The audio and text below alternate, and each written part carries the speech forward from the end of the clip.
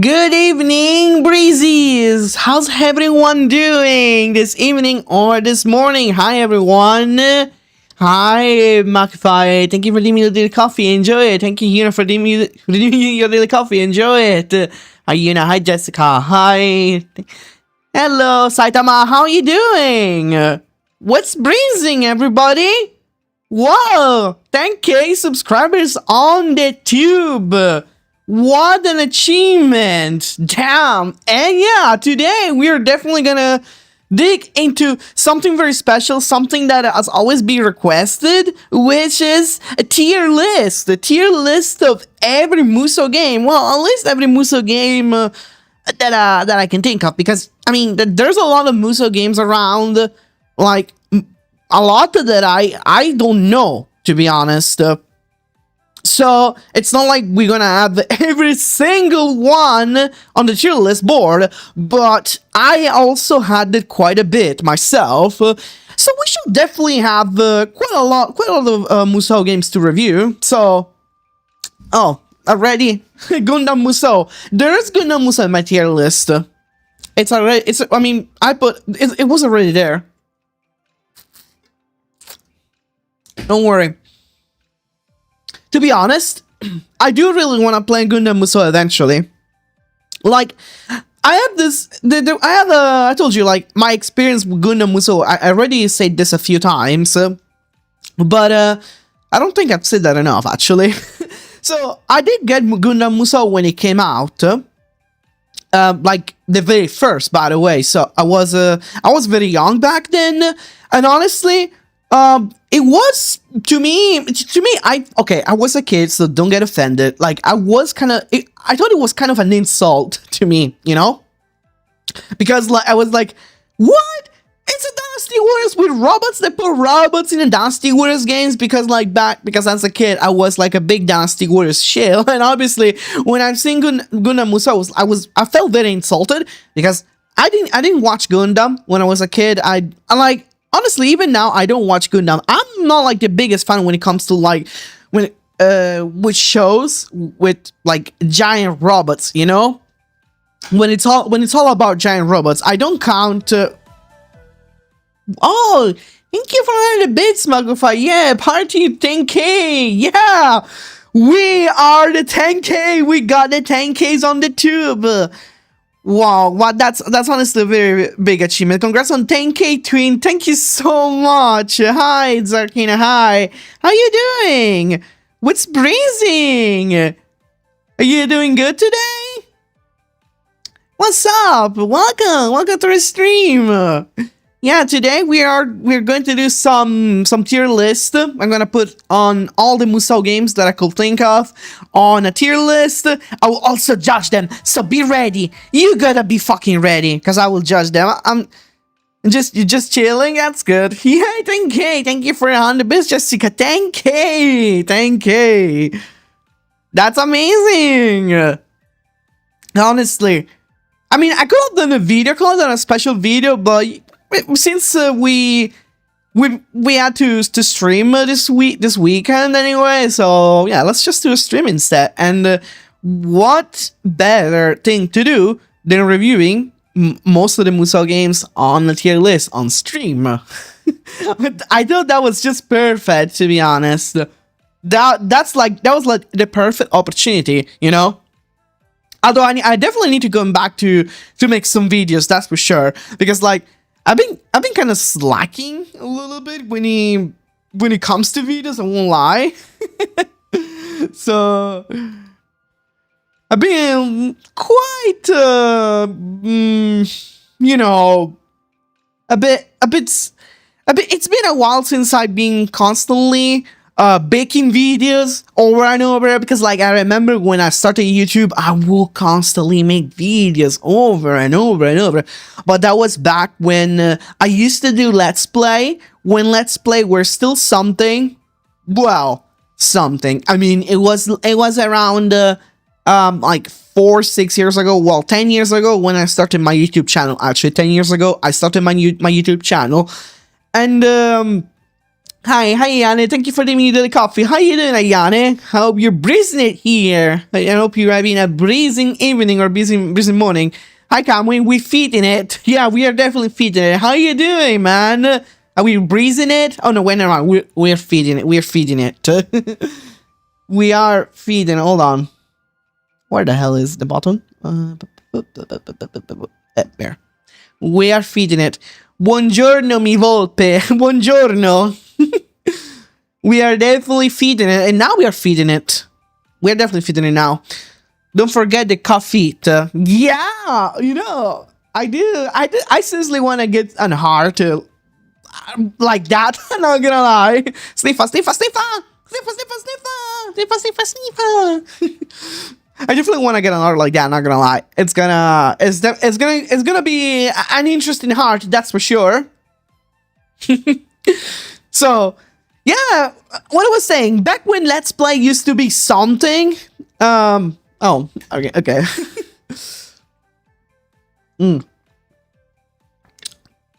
I have 67 channel points. 67. You got 67 channel points. Nice. We do understand the 6-7 language, yo. So yeah, I'm also starting to get the hang of it, of the 67 gang. Enjoy your daily coffee, Zarky.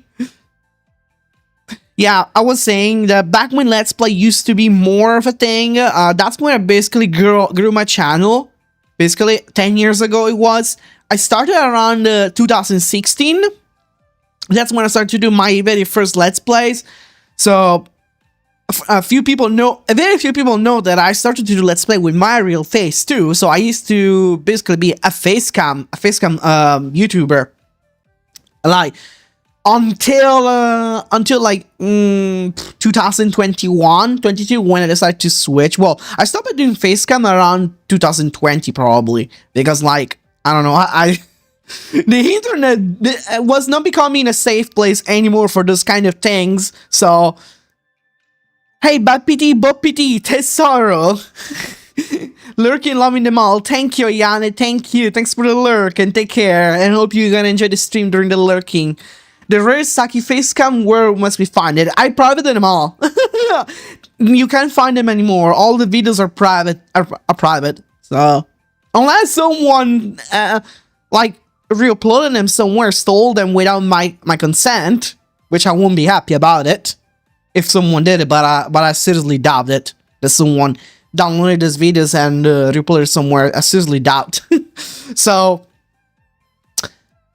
Yeah, back then when Let's Play used to be like so popular, everyone was like so obsessed with Let's Plays. Well, then Let's Play, I think they started to die around, around 2018, around that time, you know? Because like streamers starting to boom, live streams started to become more of a thing, content creation started to become more demanding, content in general became more demanding, but I still kept going with Let's Plays until my very last Let's Plays of Dynasty Warriors 3. Dynasty Warriors 3 was my last Let's Play, and that's it. I haven't. I mean, yes, I've done a few more, which you can find on my channel still. But Dynasty Warriors 3 was pretty much my last Let's Play, and I really had a blast, to be honest. But basically, instead of streaming, I was doing Let's Plays. You know. I was occasionally doing live streams back then, but it's not like I had a schedule or anything. I just had them very unannounced. I had unannounced a live stream. I just hit the like button whenever I felt like it, and I only streamed on YouTube. I wasn't doing Twitch back then. There wasn't the multi-streaming thing. Multi-streaming was not a thing back then. It did not exist. Like, multi-streaming wasn't existing, was not born yet, so I was only doing YouTube exclusively YouTube. Or if people wanted to do both Twitch and YouTube, they need to do either one or the other, because like back then rules were more strict, especially if you were a Twitch partner. I think if you were a Twitch partner, and things were like a bit more strict back then, to be honest. So that's basically my path. My path to VTubing then started around 2021 or 22. Like, I started to be pretty much a VTuber around pretty much around 21, around 2021. Oh my god, Saitama with the 1050 bits. Thank you so much, Saitama. All the love from me first Samurai Kitsune. Thank you. 1050 bits. Thank you. Thank you so much for the headpad. Thank you so much for the bits, man. I really appreciate it. Thank you so much. All the love from me first Samurai Kitsune, man. Thank you. Thank you. But yeah, that's pretty much when like I say, when I started to become a VTuber around 2022, I got a model from Edsai. This is something that I already said this on my debut, by the way, but like for people who missed it, I'm just gonna do a short recap because I talk about those things during my debut, basically. Then yeah, I had a model from Edsai. Then I stopped. I took 1 year break. Then I came back with a new model, and here I am. I had to build up the hype for my new model and everything. So it was a journey. It was definitely a journey, but I didn't really have to dedicate myself to YouTube like I used to. I really used to dedicate myself to YouTube a lot, literally. I was so dedicated back then on YouTube, but obviously now I have to focus more on stream, making shorts, you know, like content creation has to basically, I have to walk many paths of content creations, you know. It's not like I stopped doing videos. Let's just say I stopped doing videos every single day because let's not forget, I used to like upload a video every day. Every single day I used to upload a video. Like, it was like a let's play, by the way, like a let's play episode. So, and those videos were not even edited. I rarely edited videos. I really did it. So, my skills with editing, it's still bad. It's still bad nowadays. Like, I do edit all of my shorts. I edit all my videos. It's not, I don't have anyone doing that for me. So, like, all the shorts, all the videos you see, those are all edited by me. Therefore, I need to get the hang of it about all this content creation stuff with editing videos, you know? So I'm still on baby step right now. I still am on the baby steps, but like right now I'm mostly focusing on shorts. As a lot of you have already seen that I'm mostly doing shorts and occasionally making videos, like when I get the idea of a new video, you know. But like the key point for me right now are streams and shorts right now. I definitely would love to make more videos, honestly, but like, since I'm only one person and I'm the only person who edited the videos, therefore I can't really do much about it. I mean, unless I get an editor for videos, for video editing, then I can probably like make more and more videos. You know, I can definitely make more videos if I find an editor. But like paying for an editor, you know, it's not something on my budget right now. Oh, I forgot the Twitch throwable. Fuck. And that's one thing I forgot. I forgot to activate Twitch throwable. The thing I always keep forgetting, but and then it still breaks. Anyways, it still breaks this fucking Twitch trouble regardless. But anyway, it's right. It's back. Twitch trouble is here right now. Yeah, I keep like stealing points from everyone. My God, like people will think I'm a scammer of points. I scam points literally. They should literally give an option to refund points, to be honest. Literally. No worries, I can help them refund. How? Scammered. I mean, they should definitely put an option to make. Oh, whoa, coins red. You can refund, can you? I don't know how. Press reject. Where? Where do I do that? I don't know. It won't let me press on the for the channel point. Oh, okay. Like I have to go on review. On reject. Oh, reject. I can just do reject all. You know what? I'm just gonna do reject all. There we go. I reject them all. So I reject them all because at least you guys get all the reject all the refund. There we go. Oh my God! What's going on? What the hell is going on? Well, everybody got a fucking refund to their points anyway. even for requests that have been completed already, y'all got fucking refund. So they're all on me. Just consider it a gift. Consider it a generous gift for my thank you special. Everyone gets the channel points refunded. I sometimes help you accept all to redeem all the points. Oh really? Like, do you have access to the to my points thingy? I don't know if you do. Well, anyway, let's Hi Luna, how you doing? What's breezing, Luna? Have you having a breezing evening, a breezing night? Ooh, you got the access. Okay. Well, I think it's time now to start a tier list. Anyways, yeah, we're definitely gonna start the tier list now. So let me switch. We're gonna switch to tier list. Okay. Wait. Here we are. Okay. Let's put some music. Whoa. Yeah, we got some banging musics too here. Oh yeah, I'm definitely not gonna leave you guys without a banger music, right? Well, we start the tier list. I'm gonna first like give you basically a blueprint of what's going on. I'm going to sleep to wake up early. See you guys later. All right, Sadama.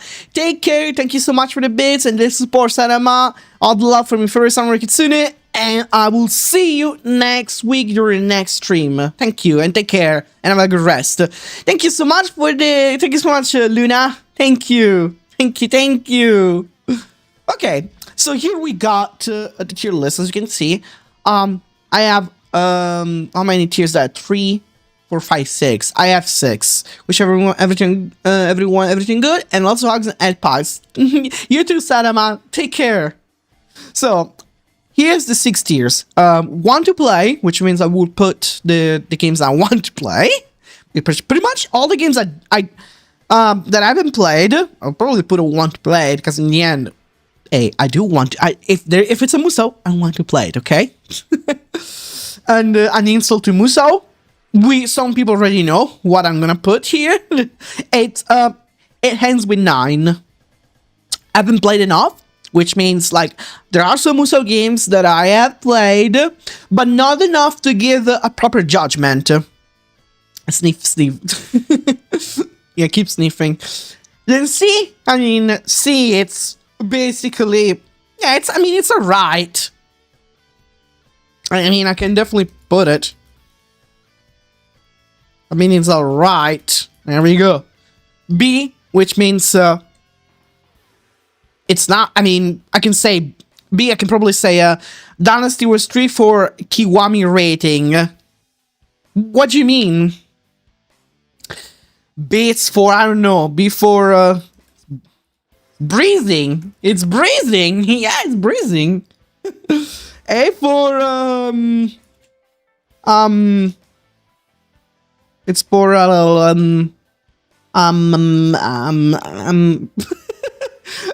don't know. for AI. AI is so strong. Nah, man, I don't know, man. A gem. I don't know. It's a gem. There we go. And extreme is for like S tier. I'll put extreme. It's extreme to me. It's a reference to Extreme Legends. Kiwami means extreme. Yeah, that. Oh yeah, it does. And for Great King. That's true. There we go.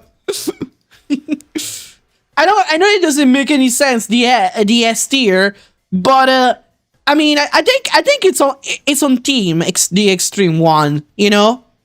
So let's begin, shall we? Okay. And those are all the Musous that I have. You can have a look. What's going on? I'm doing a Musou tier list for my 10K subscriber special. We're gonna put pretty much all those Musou games we're gonna rank them on a tier list. See, I did put some myself. For Flaming Idiots, take this. As you can see, there are some Musou that you guys have probably not even seen, you know? Yes, I also had the Sengoku Basara games, of course. I mean, it's a must, you know? It's a must. It's not Musou tier list without a Basara game, in my opinion. Okay, shall we start? I see Torambu Musou, my beloved. I did not put down one, it was already there. Okay, let's start with, I mean, the very first Musou that created an entire genre, you know, which is Dynasty Warriors 2. So, Dynasty Warriors 2, I have played it a lot. It was my very first Musou ever, and personally, it's one of my favorites. Shin Sangoku Musou, the very first one. Yes, the very first, the Shin Sangoku Musou. Oh, and I forgot to put the city Harahara. Sorry, I didn't see the redeem. Basadam already went to sleep, so oops. I owe him Harahara next time. Oh well. Yeah, I mean, I did pretty much play this to death. My very first PS2 game since I was 5. Literally, what can I say? I might be a bit biased on Dynasty Warriors 2, but I'm also very fair. I also want to be very, very fair about Dynasty Warriors 2. I get it. It's A for Arty Pretty. So, he's the enemy cam pretty. I don't know Dynasty Warriors 2. It was the very first Musou game. Have you played any other Musou? Because I don't know if you was like, look, my bad. I should not assume that everybody who follows me on YouTube knows what it is Dynasty Warriors. So I'm wondering, did you follow my channel for Dynasty Warriors or for other games, or are you follow me on other social medias? I can go all the Resident Dubis quotes. Hello, I like how you have Dynasty Warriors for Hyper in a different place. I'm so glad. Okay, first of all, I'm so glad you noticed that. Also, hi Spooky, how you doing? I hope you're having a breezy night, a breezy evening or morning. How you doing today? Yes, I put on also different versions because like this tier list did not have different versions of the games because I don't know. The person in the tier list probably thought that some versions were just the same, but I do believe some versions are not the same, you know? For example, I put Warriors Orochi 3, Musou Orochi 2 Special for the PSP, and Warriors Orochi 3 Hyper for the Wii U. Like, people will think those two are the same. And yes and no. We're gonna talk about it later. So, I wanted to do this, because I don't play Dynasty Warriors 2. Oh, okay, no worries here. No worries, man. So, Dynasty Warriors 2, I may be a bit biased, like I said, but the thing is, with Dynasty Warriors 2, it was the very first game of its genre. It created an entire new genre, like I said, the Musou, the Akin/Musou, you know? And personally, I will put the I mean, I have played this so many times and I personally enjoyed quite a lot. The only negative things I have to say about Dynasty Warriors 2, it's the lack of local multiplayer and the lack of combos, because Dynasty Warriors 2, unlike the other Dynasty Warriors games, it doesn't have much uniqueness. Most of the characters are cloned, and there's also they only have like 4 attacks. 4 attacks each character. 4 attacks, 4 charge attacks. There is not much variety. That's the problem. But the aesthetic, the stages, I personally love them. I literally love the aesthetic of Dynasty Wars 2 quite a lot. Oh. Go, you children of the yellow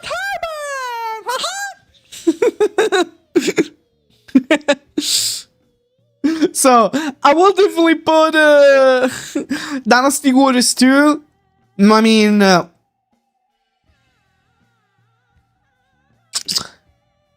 let's not forget, Dynasty Warriors 2 is also quite difficult, which is good. Humble the rebels! Like, it's not perfect. I won't say that Dynasty Warriors 2... it cannot go on extreme. It's not top. If Dynasty Warriors 2 had more combos, you know, like every other Dynasty Warriors game... a little bit more variety, I will be on A, but I have to put it on B. But don't worry, B doesn't mean it's bad. I mean, it's a good ranking, so I will say B means it's good, literally. C, it means it's alright, so A means it's very good, and like S is if it's perfect, basically.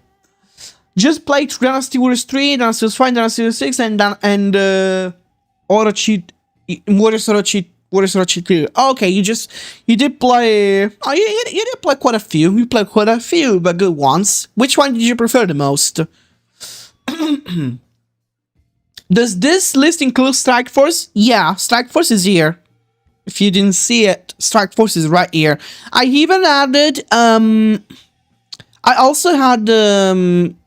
Strike Force for PS3 and PSP. I did not add Strike Force 2 for PS3, and because pretty much the PS3 version is pretty much the PSP version emulated, the same exact thing. Different versions are so important. Coming from someone who has played a lot of them, can tell the difference. Exactly, Spooky, you're right. This is why I put the different...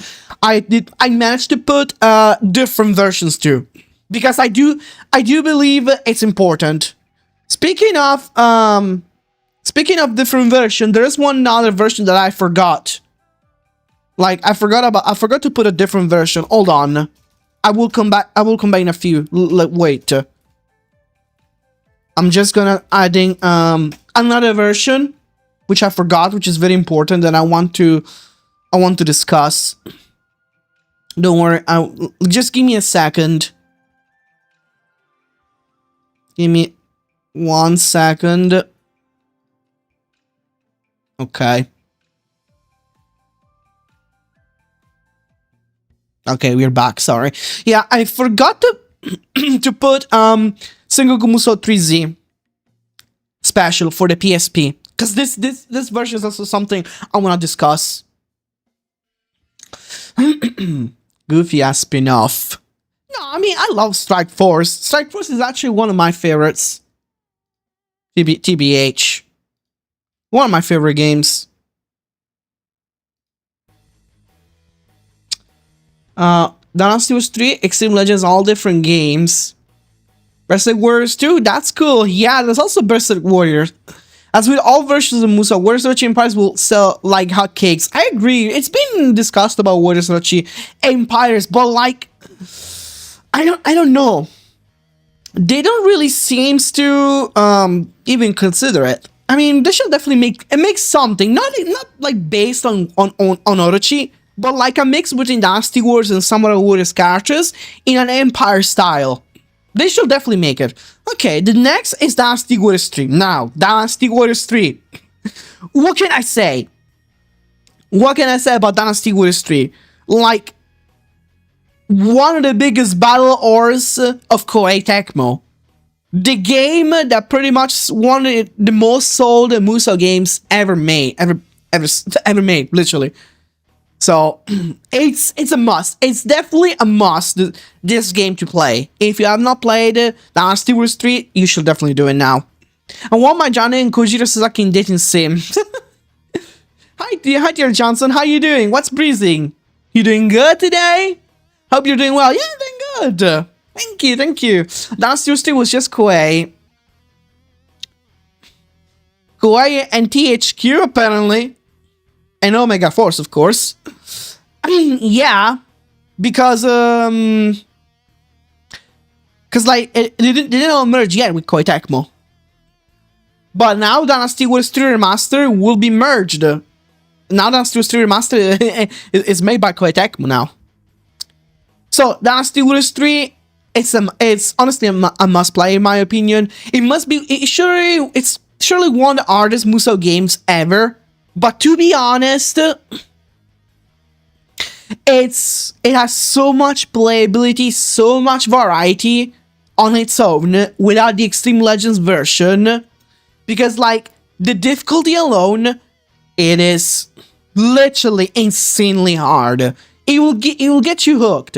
I mean, once you get past the difficulty, you'll be fine. Because like it's all about to get good. Let's be completely honest. It's all about, I kind of hate that word, but I don't know how to describe it. You just had to get better at this game.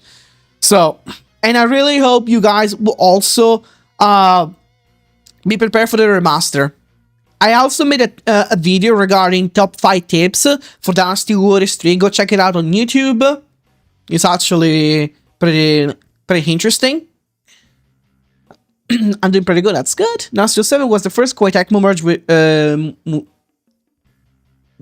first Koei Tecmo merged Musou. No, that was actually Dynasty Warriors. I'm pretty sure that was 6. I think it was 6. Because like when 6 came out, they were already sort of merged, but I think Dynasty Warriors 6 was already developed by Koei only. But yes. Because when 6 came out, Koei already merged with Tecmo. But 6 was developed before the merge. So yeah, 7 was technically the first. So I would definitely put Dynasty Warriors 3 on literally. I mean, I don't see any flaws with Dynasty Warriors 3. We could say you could literally say that the difficulty, it's a flaw, okay? But I honestly think it's an S. It's an easy S, in my opinion. Once you get past the difficulty, literally, you will enjoy this game quite a lot. Trust me. Sure hope the next Orochi game includes the Jack Garland. He was here to kill Chaos and on the scenario of the Empire's mode in Age of Chaos. Is it the guy from was that Final Fantasy game? Jack Garland? Who is it? Forgot. Is he the what's it called, that Final Fantasy game that is also I played that game too, but I forgot the name. Oh, Stranger of Paradise. I've actually played that game. It's actually pretty fun. It's a very fun game, Stranger of Paradise. Thank you. Yeah, go check it out. One last thing before bed. I love your avatar and hope the stream goes well. Thank you so much, Spooky. I really hope you're gonna have a breezy night. Take care. And thank you so much for the compliment. I appreciate it. 6 was still Koei. Yes, me Volpe. How are you, matey? Hi, how are you, Nintendo? What's breezing? How you doing? Stranger Paradise Final Fantasy Origins. It's actually pretty good. I do like it. I like it a lot. I played it. It's a goofy game, but it's actually pretty fun. And it has multiplayer. You can play with a friend, which is the best part. Now, let's go with Extreme Legends. So, Extreme Legends, Dynasty Warriors 3 Extreme Legends had basically managed to make Dynasty Warriors 3 from perfect to like extremely perfect. Literally. Dynasty Warriors 3 Extreme Legends really had quite some interesting content. For the first time, Dynasty Warriors 2 Extreme Legends had the story mode of the others factions. Because remember, Dynasty Warriors 2 did not have the other story factions. However, Dynasty Warriors 2 Extreme Legends had that, which was a very big change of pace for a Dynasty Warriors game, because Dynasty Warriors 3 did not include the Donjo, Yonshao, Lubu, etc.'s story modes. Extreme Legends did include that, and they have done an amazing job with those stories, because their stories, all of them, each one of them were very unique. They were not cloned like the story mode, like it is like Dynasty Warriors 3, because Dynasty Warriors 3 had clone story mode, you know, most of them. But then Extreme Legends also had the fifth weapons, which they make the game even more challenging, which also they need to be obtained on very hard difficulty. Very hard difficulty is no joke. They added new items. They reworked the bodyguard system, which the bodyguard system is also in Dynasty Warriors 3 was not exactly anything crazy. In 3 Extreme Legends, the bodyguard system becomes very useful, and it will basically change the difference. It will make the difference between life and death. The bodyguard system in 3 Extreme Legends, if you manage to abuse it well, if you manage to make use of the bodyguard system in 3 Extreme Legends, it will change a lot. So, to be honest, it was a very great expansion, Extreme Legends. So it will definitely go on Extreme. I'm doing a revisit of Dynasty Warriors 2 Extreme Legends. I did Donjo, Yonshao, and now Zhenjiao. Oh my god, Zhenjiao, that's the worst, to be honest, like the story of Zhenjiao. Especially getting his fifth weapon. My god, it's annoying. It's really, really annoying getting his fifth weapon. Like, I don't know. It's really, really annoying. I really hope it won't be just as bad in the remaster. I do hope not, because that will really give me an hard time. Now, okay. Now we are going for the best Dynasty Warriors in existence. The best of the best. Like, I don't need to say anything about Dynasty Warriors 4. Literally, Dynasty Warriors 4 did everything right. Every single thing, Dynasty Warriors 4, it's perfect, in my fucking opinion. Some people will say Dynasty Warriors 4 is the most overrated of the series, but you know what? They're just haters. They don't understand. They do not understand. People who say Dynasty Warriors 4 is the most overrated of the series, they don't get it. They just don't get it, how perfect this game is. What made perfect Dynasty Warriors 4? Because, like, you guys want to like, know what's so perfect about Dynasty Warriors 4, okay? What is so perfect? First of all, the aesthetic, literally, the characters design is fucking good. The gameplay, the aesthetic and everything. The gameplay with the level weapon system, the fact that now weapons are leveled up, I really like that. I personally like that. The only bad thing about Dynasty Warriors 4, about the level weapon system, it's you cannot swap level. That's the problem. Once they get they do a remaster, hopefully we can swap levels, because that would be great. And also, the hypothetical routes of this game are absolutely good. The hypothetical route of these games are perfection. The story mode is very unique. The fact that you can swap character each fucking stage, I think it's amazing. I really think it's amazing, to be honest. Like, each chapter has 3 stages, and you need to play the stages in certain ways, or sometimes avoid certain stages in order to unlock a secret stage.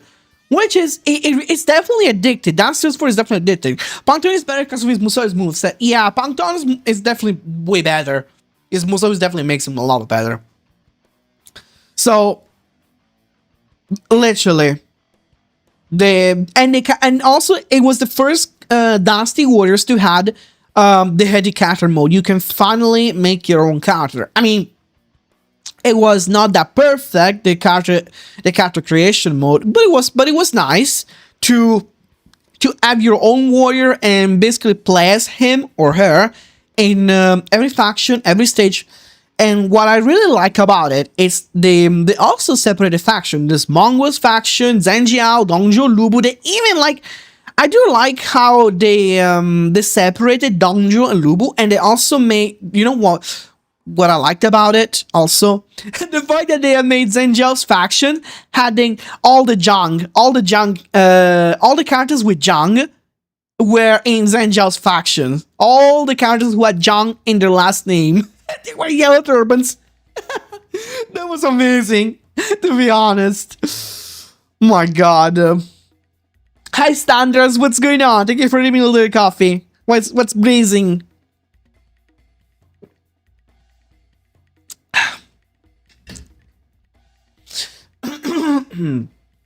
So, let me not get started on the music. Oh, the music, it's the best. So far, they haven't... There are other Dynasty Warriors games music. They're definitely good, don't get me wrong. But I think nothing it's like 4. Nothing it's like 4, which is... It's also playing already on my Spotify. If you guys... Can you guys hear the music? Like, obviously, I didn't put it too loud. I just put it the right amount of volume. But yeah, it's so addicting. Yeah, they really had it. Basically, they mix a rock guitar. They mix the electric guitar with Chinese instruments, which is amazing, to be honest. It was genius back then. Something really smart back then, to be honest. It does fit Dynasty Warriors quite a lot. And dual mode, let's not forget dual mode. Dynasty Warriors 4 also introduced dual mode, which means like some enemies will challenge you to a duel, you get caged, and basically it's a 1 versus 1. And the dual mode is absolutely fun. There's like so many things I could say about that Dynasty Warriors 4. To be honest, I will never finish. So you guys already know. You know already where it's going, where Dynasty Warriors 4 is going, right? But no, because I had to first say it's not. I had to first like mention what I like about 4. I don't want to just be empty words. So, and now Extreme Legends. Extreme Legends, it's also, in my opinion, a perfect expansion. For Extreme Legends, it's really good. They really made some very good changes with the AI. The AI became a lot harder than 4. They basically reworked the AI. They did not have any new story mode in Musou mode, like they have done in Dynasty Warriors 3 Extreme Legends, but instead, what it did was a bit different. They basically created a new mode, a completely different mode apart, called Legend Mode. Legend Mode basically has each single playable character its own unique stage. And that was great. That was great. Each playable character, they had their own unique stage. Like, I really like that. I honestly like that. For example, Zhao Yun had his stage at the Battle of Changbang, which is good because like, yeah, where else would you have Zhao Yun's Legend Mode be based off? Changbang, Zhang Fei also on the Changbang Bridge, and Guan Yu was escorting Liu Bei's wives. No, it was not a Fan Castle, surprisingly. Xiao Dun was when he lost his eye at the Battle of Shapi. And each stage had unique conditions. For example, no items or no bodyguards, or both. Some you had no rules. You can do whatever you want. You can add every bodyguard or every item. So those stages were extremely hard because each stages you had to get the ultimate weapon on those stages on expert difficulty, which is the hardest difficulty that was included in Extreme Legends, expansion. Let's look at the cover. The cover is amazing, by the way. I love the cover a lot. It's one of my favorite covers, to be honest. So, they definitely made the difficulty really, really hard, in my opinion, to be honest.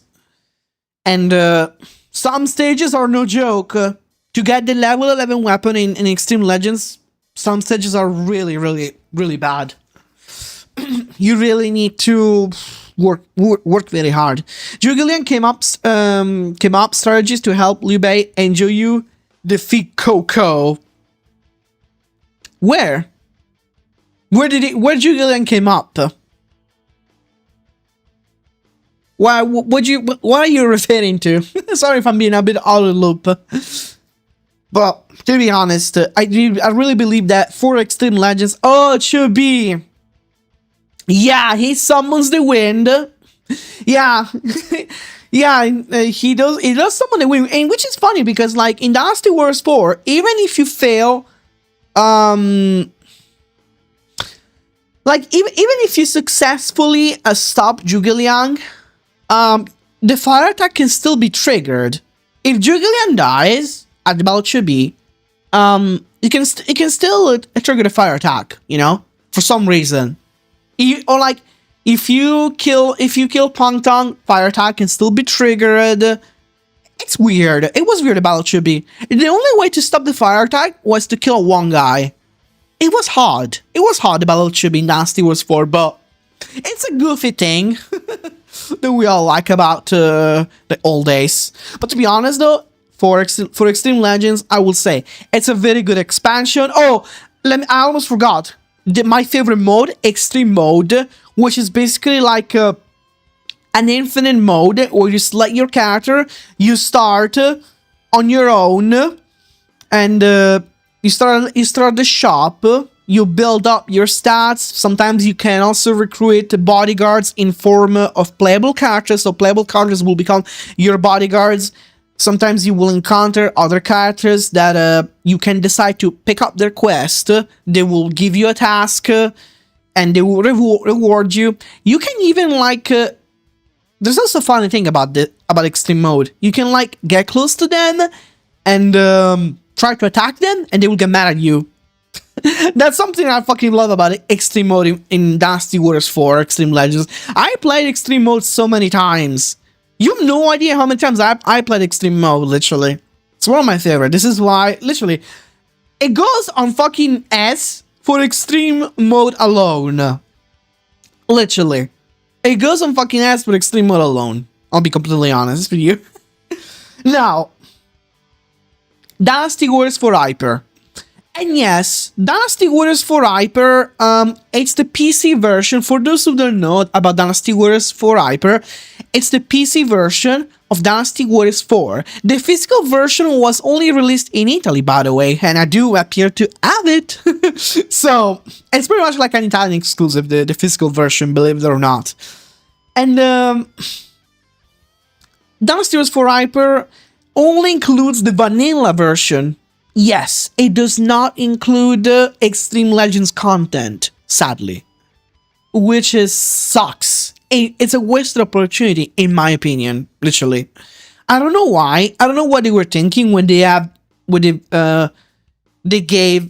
made Dynasty Warriors 4 Hyper. I don't know, man. It's just fucking weird. Like, you have Extreme Legends and you decide to only port the vanilla version of the game. Basically, you're releasing the incomplete version, but on PC. I mean, I get it. You have the improvement, the classic improvements of the piece of every piece that every PC port will have.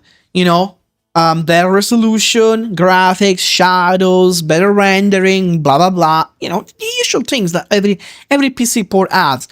However, it does not play. This game does not have widescreen.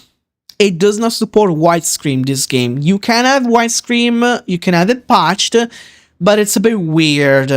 It's a bit hard, the patch version. Well, I don't know. Sadly, it was a wasted opportunity. It's basically just the vanilla Dynasty Wars 4, but for PC. I mean, personally, I'll be completely honest with you. I'm not ranking this version based on Dynasty Wars 4 itself, but I'm ranking it based on what on what kind of port it is. So I will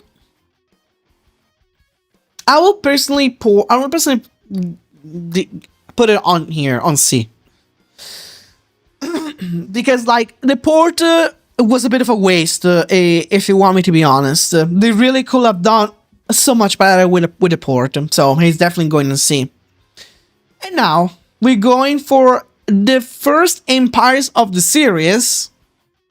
The very first Empires of the series. That's crazy, guys. This is the first Empires that they have made. What would you think?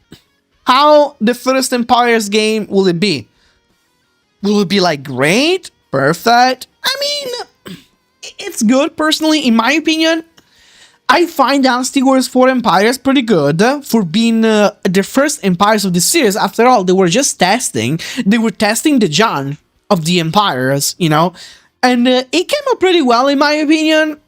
So, surely, it doesn't have a lot of variety. Do not expect that this game has the same variety that the new Empires games has, like 8 or 9, even 9. Like the character customization, it has been expanded from 4. You have more characters models, but it's still a bit limited, in my opinion. So I mean, you can still, although you can equip every weapon to your customizable model, to your customizable character, which is good. So it's not bad. And in my opinion, 4 Empires, although it was the first, I need to give it a lot of points to 4 Empires for being the very first Empires ever. The very first test of what will it be if you mix Nobunaga's Ambition with Dynasty Warriors. Really, they did a good job. Sure, it lacks of variety, but I don't think it means it's a bad game just because it lacks of variety, I will say. It did a good job at holding its ground. So I think it is definitely going on a B. It's breezing. I think it's breezing, to be honest. This game is definitely breezing. So, yeah. And now, Dynasty Warriors Advanced. Okay, Dynasty Warriors Advanced. What would you think it will be? A Dynasty Warriors game for the Game Boy Advance. How would you think it will be? Oh, by the way, it's based off Dynasty Warriors 4. The aesthetic was based on 4, so that's a good thing. I mean, it was kind of a turn-based game, but every turn you will be locked up in a cage and fight against enemies. You know, it's kind of like a beat 'em up. So you had like a map where you will move until you reach a map. How can I say? Like an RPG map you had, you know, kind of like an RPG map, kind of like the Pokemon map, the map in Pokemon, I guess. I don't know how to explain, but yeah, you basically had to make your own way, fighting enemies until you reach the leader. It's a bit repetitive. It doesn't really have a lot, like anything crazy, in my opinion. I played it quite a lot as a kid, I won't lie, but I never finished it. I personally enjoy the gameplay. It's nothing perfect. Can I just say it's nothing perfect? Like, it's not a... But for a Game Boy Advance game, it is quite good. I will give it. It's quite good for a Game Boy Advance game. I will just say it's alright, to be honest. Because, like, I know, you might think, yeah, but it's a Game Boy Advance game. I know, but I feel like they could have done a lot more. In my opinion. In my opinion, this could have been a lot more. But it doesn't mean it's bad. I say it's alright, so... Okay. Here we start with something more disgusting. Dynasty Warriors DS.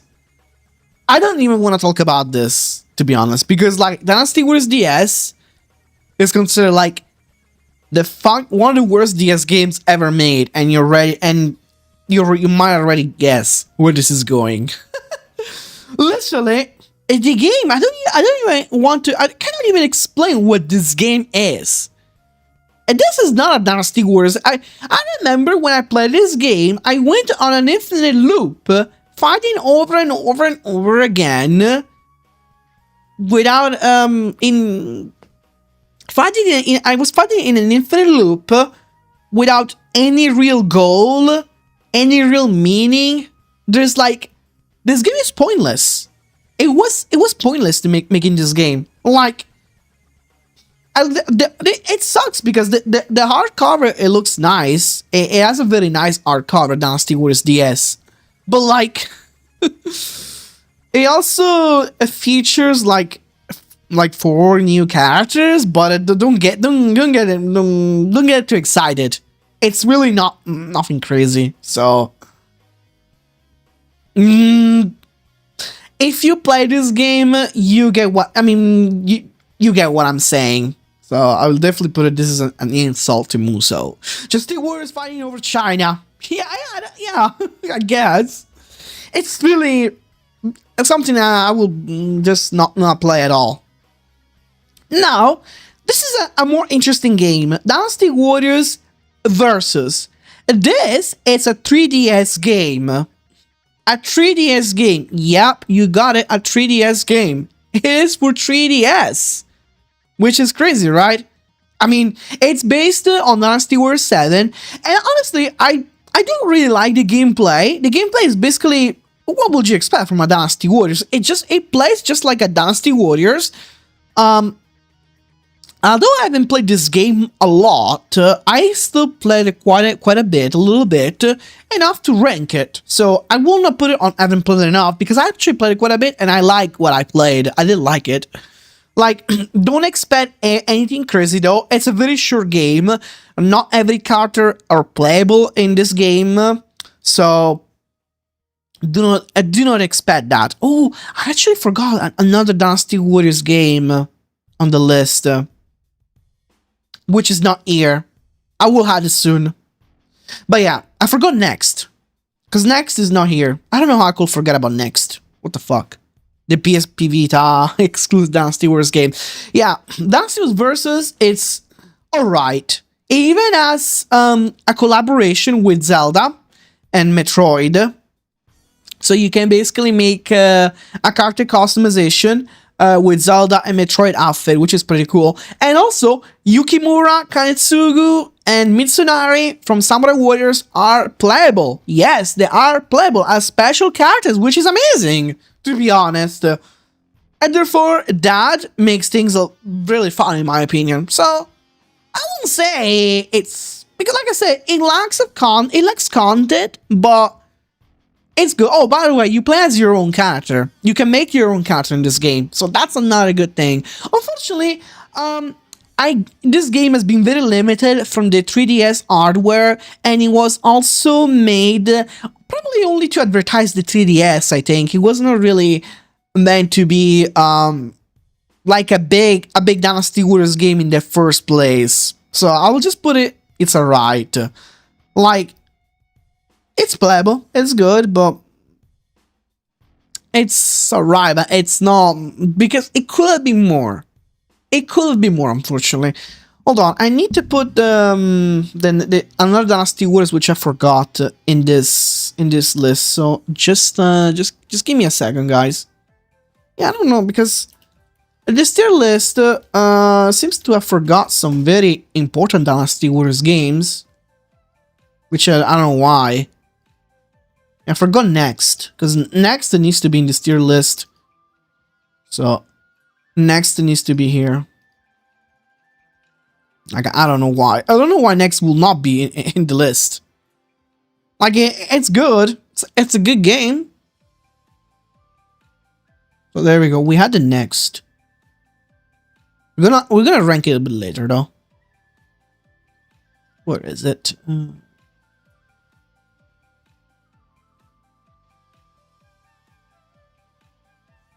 Okay. So the next one is going to be Hi, Isaac, what's going on? What did I miss? Hi, Go. Hi, welcome. What's breathing? Oh, we're just doing a tier list of every Musou game. Basically, I'm ranking all the Musou games on this tier list, as you can see. So far, those are the one I ranked, and I still gotta rank all of these. So yeah, we're gonna take quite a bit. It's basically I'm doing this for my 10K subscribers on YouTube. Thank you for staying here. What's breezing? Yeah, are you having a good evening? Good morning? The next one is Dynasty Warriors for the PSP. You know, I love the concept. I love the concept of this game. Personally, I do wish we can get another Dynasty Warriors games like this. I'm not gonna lie. I freaking love the concept of Dynasty Warriors for the PSP. Basically, kinda is you have a map and you make your way to the leader basically while fighting officers. It's like a level based. Basically, you're like one big map. You travel certain paths to defeat enemies, to rescue your allies. You kind of need to think on this game. This game, you cannot just go straight and kill everyone. You cannot just jump to leader. You can't. Even if you want to, you can't. Because the game will not allow you to do that. The game does not allow you to do that. You first need to like clear off enemy areas to do so. And yeah, you also need to rescue your allies when it's necessary. This was also my very first game that I 100% on retro achievements, by the way. Dynasty Warriors for the PSP. Now, okay, I like the fact that this is based on Dynasty Warriors 4. I like the fact that it's based on Dynasty Warriors 4, but unfortunately, it lacks quite a bit, in my opinion. Like I said, it's a PSP game, so they didn't really had quite a lot of stuff. Ciao Veni, ciao, come stai? How are you? Tutto bene? So we're just reviewing, we're just making a tier list. Tutto bene, tutto bene. Stiamo facendo una tier list su tutti I giochi in Musou. Beh. Dici come stai?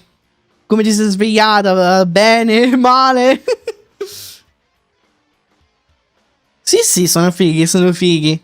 Hi everyone, I'm here. Hi Chaos, how you doing? How you doing, Chaos? What's breathing?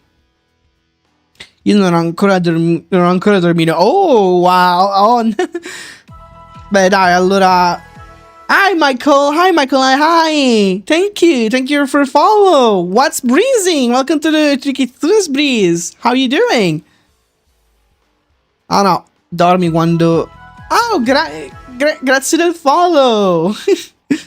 No, assicurati di dormire perché... quest'ora... Quest'ora, insomma, se non si dorme.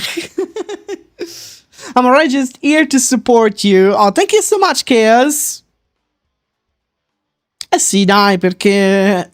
Cosa significa dormire? Infatti non dovrei parlare. Io non dovrei parlare. Però, alla fine non è importante.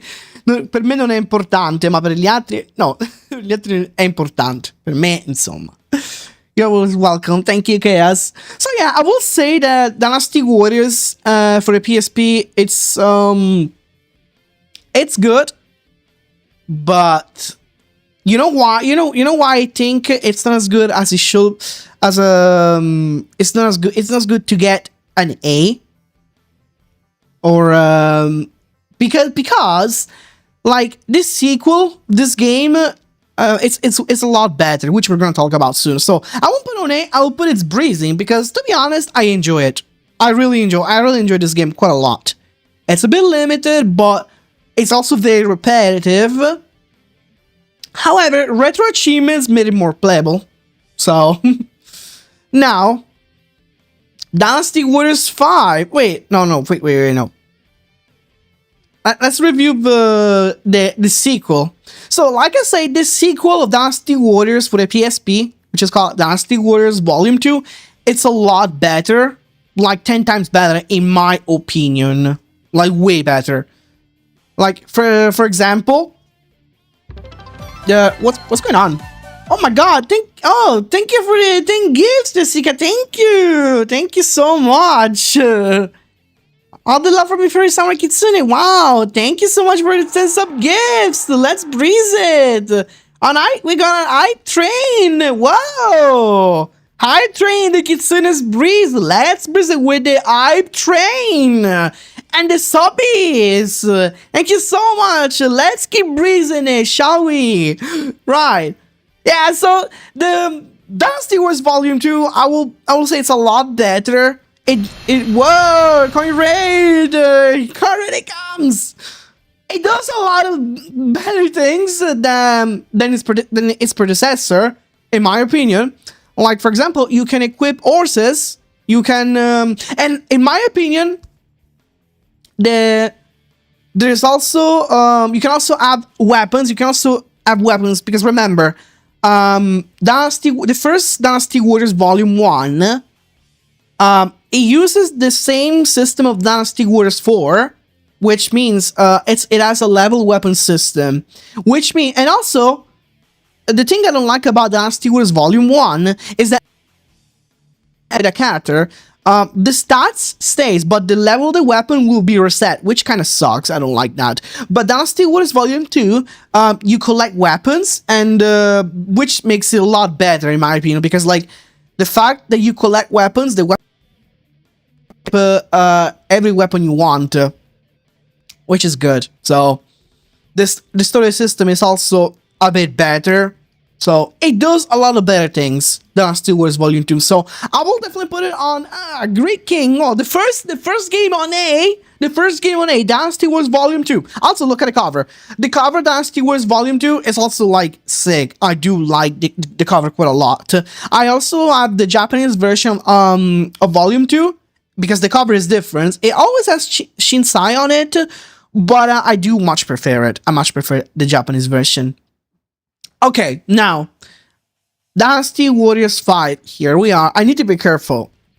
I have to be careful with my words when it comes to Dynasty Warriors 5, because I know Dynasty Warriors 5, it's like one of the most beloved Dynasty Warriors games in existence. It fights, it competes very well with 4 in terms of best Dynasty Warriors. It's still a mystery, you know? It's still a fight that people fight these days. Like, there are rumors that in the deep web, people are fighting over Dynasty Warriors 4 versus Dynasty Warriors 5. There's still not a winner between 4 and 5. It's like people fight a lot, really, to claim which is superior, 4 or 5. You guys know the answer, my answer. You know my own answer, but like... Right, let's get this started. Which rank shall I give to Dynasty Warriors 5? Okay, to be honest, Dynasty Warriors 5, it's not a bad Musou per se. I don't hate it, but I also don't like go crazy for it. I'll be completely honest with you guys, I don't go crazy for 5. I like it. It's not like if I have it in my hands, I will not play it. I will play it. I enjoy Dynasty Warriors 5. The story mode of Dynasty Warriors 5, it's also pretty good because each character have their own story and each character have their own ending cutscenes, which is good. The gameplay mechanics has also been evolved quite a lot from 4. Oh yeah, I have a sub. Oh yeah, you've been gifted a sub, Kamui. Congrats! Big sniffer! Yeah, congrats for the sub! So, I will say that maybe 5, it's... I mean, it's breezing it for me. It's breezing it.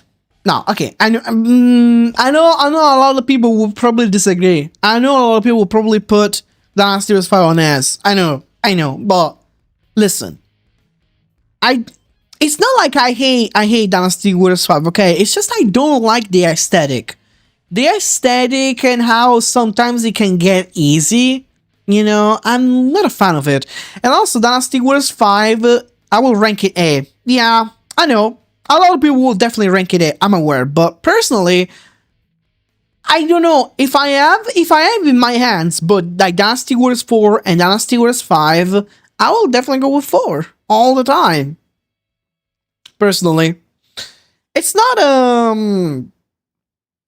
bad, don't get me wrong, but it's not one of my favorites. So now Extreme Legends, 5 Extreme Legends.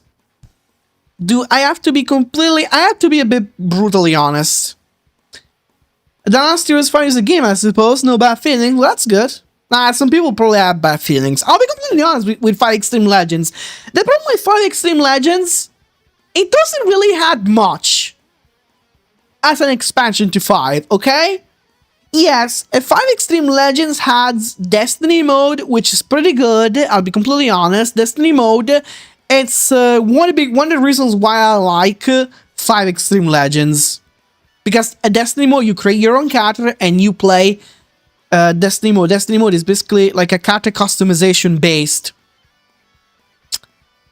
Good day or night in your place, Sakina. I love your new model. You look more waifu-able now. Oh, thank you. Thank you so much, Reza. Hi. And how are you doing? Are you having a good day or a good night? A breezing day, a breezing night. What's going on? I'm glad I'm more waifu-able. Thank you. Like, Destiny mode, I fucking love it because, like, you start from nothing in Destiny mode. Basically, we like 3 moveset, and that's it. Until you have to unlock more and more. You need to upgrade more your playable character, your edited character. You also have the chance to choose an officer to serve, which is amazing. Unfortunately, Destiny mode, it's very limited. It's very limited. I do wish Destiny mode was like more extended. What I also like, it's the legend modes. The legend modes are also pretty good. So the new legend modes, they're kind of like in 4 Extreme Legends. It's not bad, but I still prefer the legend modes in 4, because like the legends modes in 5 Extreme Legends, they are shared. For example, the battle. Let me give you guys an example. Hold on. The Battle of Puyang. You have Lu Bu, Diao-chan, and Zhang Liao.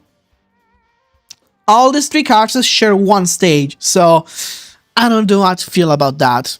You know, it kind of removes the uniqueness. I like when each character had their own stage, their own unique stage, but it's whatever, I guess. The extreme mode, I don't like it personally. I prefer the one in 4. I don't know, but it also goes on breezing. What I also don't like about 5 Extreme Legends is how they did not have the 5th weapons. You know, Dynasty Wars 5 has the 4th weapons, but 5 does not have the 5th weapons, unfortunately. And they had the chaos difficulty, so it doesn't make any sense to me how it has chaos difficulty but no 5th weapons. It gives you there's not much point playing chaos difficulty, in my opinion. Only to, like, you know, like, show off, I guess. Now, Dynasty Warriors 5 Empires. Alright, 5 Empires. Now, that's a good one. Definitely, 5 Empires makes things a lot better than 4. I'll be completely honest with you guys. 5 Empires, it's definitely one of the best empires ever made, in my opinion. I'll be completely honest with you. Like, I will play 5 Empires over and over and over again. It's one of my first picks if I ever had to play an Empires. So, it is pretty good. So, it uses the character customization of 5, which, in my opinion, I don't really like the character customization of 5. It's not one of my favorite, but it doesn't matter. Because at least it has a more variety than 4 ever did. I even have a let's play on my channel where if you guys can see it. I even play on chaos difficulty, so I play quite a bit of Fire Empires, and I honestly enjoyed it. Really. It is definitely an Empires that I will recommend to everybody, especially the PS2 version. It also has an Xbox 360 version, but the Xbox 360 version removes some of the cutscenes and music. The PS2 version, unfortunately, is the most complete. Why I say unfortunately? Well, because the Xbox 360 definitely has a better graphic. So, you know what's funny? Five Empires was also featured in an episode of Grey Anatomy. I don't know who watches Grey Anatomy, but Five Empires was in a it was featured in an episode of Grey Anatomy. I mean, it definitely goes on A. Easy goes on Five Empires. Why not on S? Well, I mean, it's because it's not completely perfect. Like I said, the character customization, it's meh. But it's a solid A. Okay. This is hard. This is hard, guys. This is hard. The next is Dynasty Warriors 6. It's gonna be hard, this one. I'll be completely honest with you. I don't know. It's hard. It's so hard, honestly. Hell, I need help with this. Because, like, I'm conflicted about Dynasty Warriors 6, you know?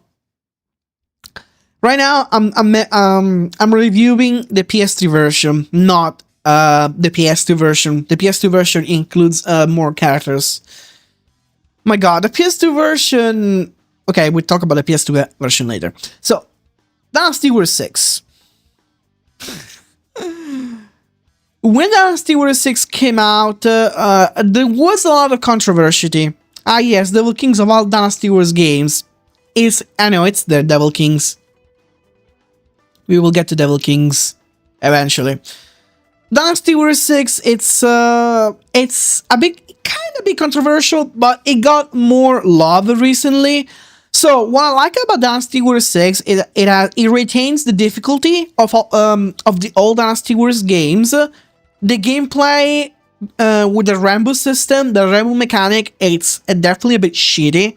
I hate the Rambo system quite a lot personally. I don't like the fact that you need to like upgrade your moveset each time you hit enemies, and then every time you get hit, you lose the Rambo.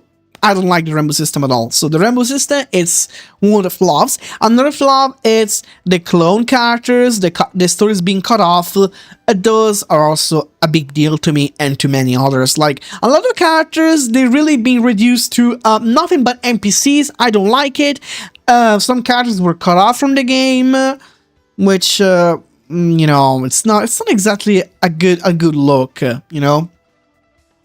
On top of that, there was a lot of change on 6, but the difficulty is not changed, which is I have to give a big bonus to that. The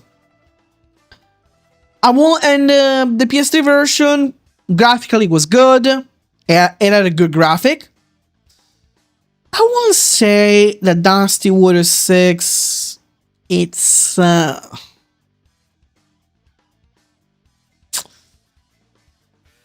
not like the very best.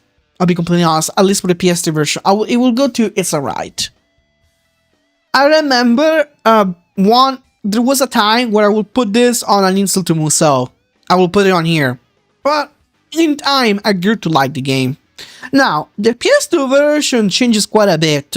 Sure, the graphics are being downgraded by a lot. However, they added some new stories, which is good, but that doesn't mean the gameplay changes. No, the gameplay is still the same, just new stories. Like 2, 4, 6. Yeah, it has 6 story modes, 6 new characters playables.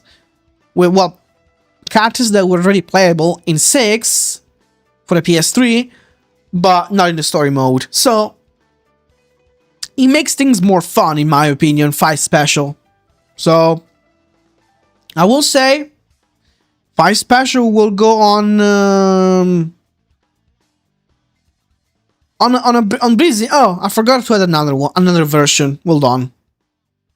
There's another version that I would like to add of 6, which is the... It's not other, but the PSP version, because I want to add that. Because I think the PSP version, it is quite good. Let me find it. Let me find a picture of it, though. Hold on.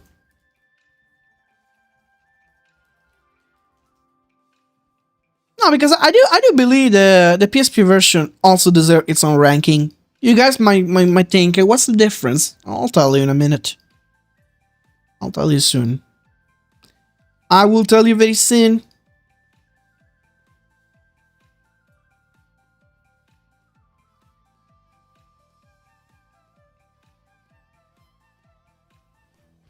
Okay, so the PSP version of Dynasty Warriors 6, what's the difference? Okay, first of all, I'd like to say that I played the PSP version a lot, literally a lot. I don't know, on the original, on the PSP, by the way. I don't know, it just feels good to me playing Dynasty Warriors 6 on the PSP. I don't know, it just gives a good feeling, man. I don't know how to explain.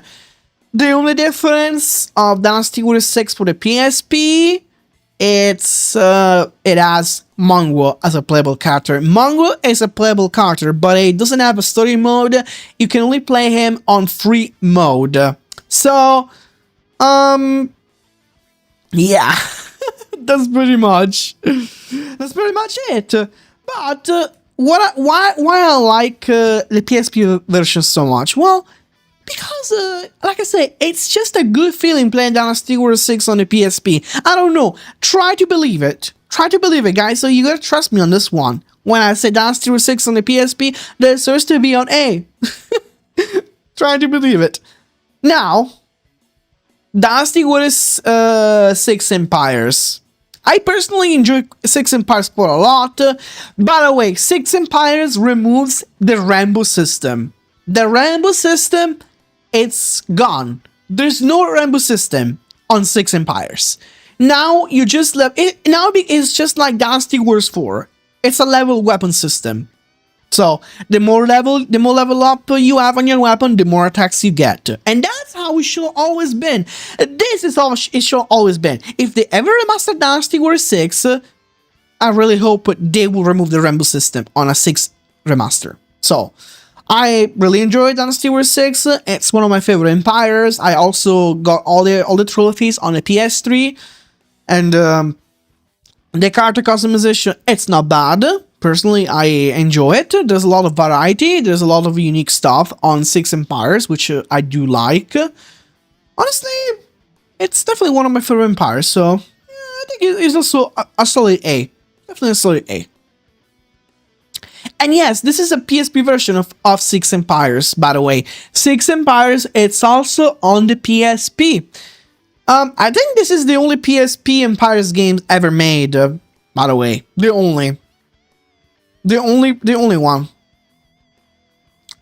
So, I do believe I have not played enough 6 Empires on the PSP. I played a little bit, very little.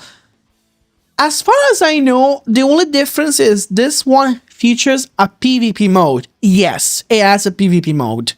On a PSP game?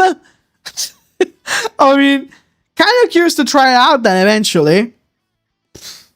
Like, it's interesting for sure, a PvP mode on an Empires game. Well, it was already in 4 Empires, the PvP mode.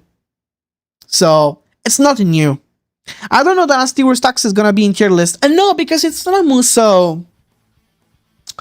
It's not in the tier list because we already Musou right now, and tactics is a completely different genre.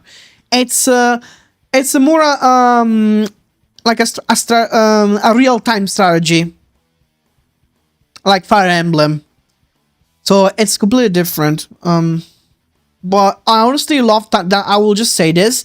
Dynasty Tactics, I love it a lot. It's one of my favorite games, and if you really want to know, I would definitely put Dynasty Tactics on on a solid A. I'll be honest, solid A. Both of them. I just like the gameplay. It's really fun. So if that helps, let me just change music here. Hold on. Let me change the music. I don't know if you guys can even hear the music though. But I do have the Spotify on.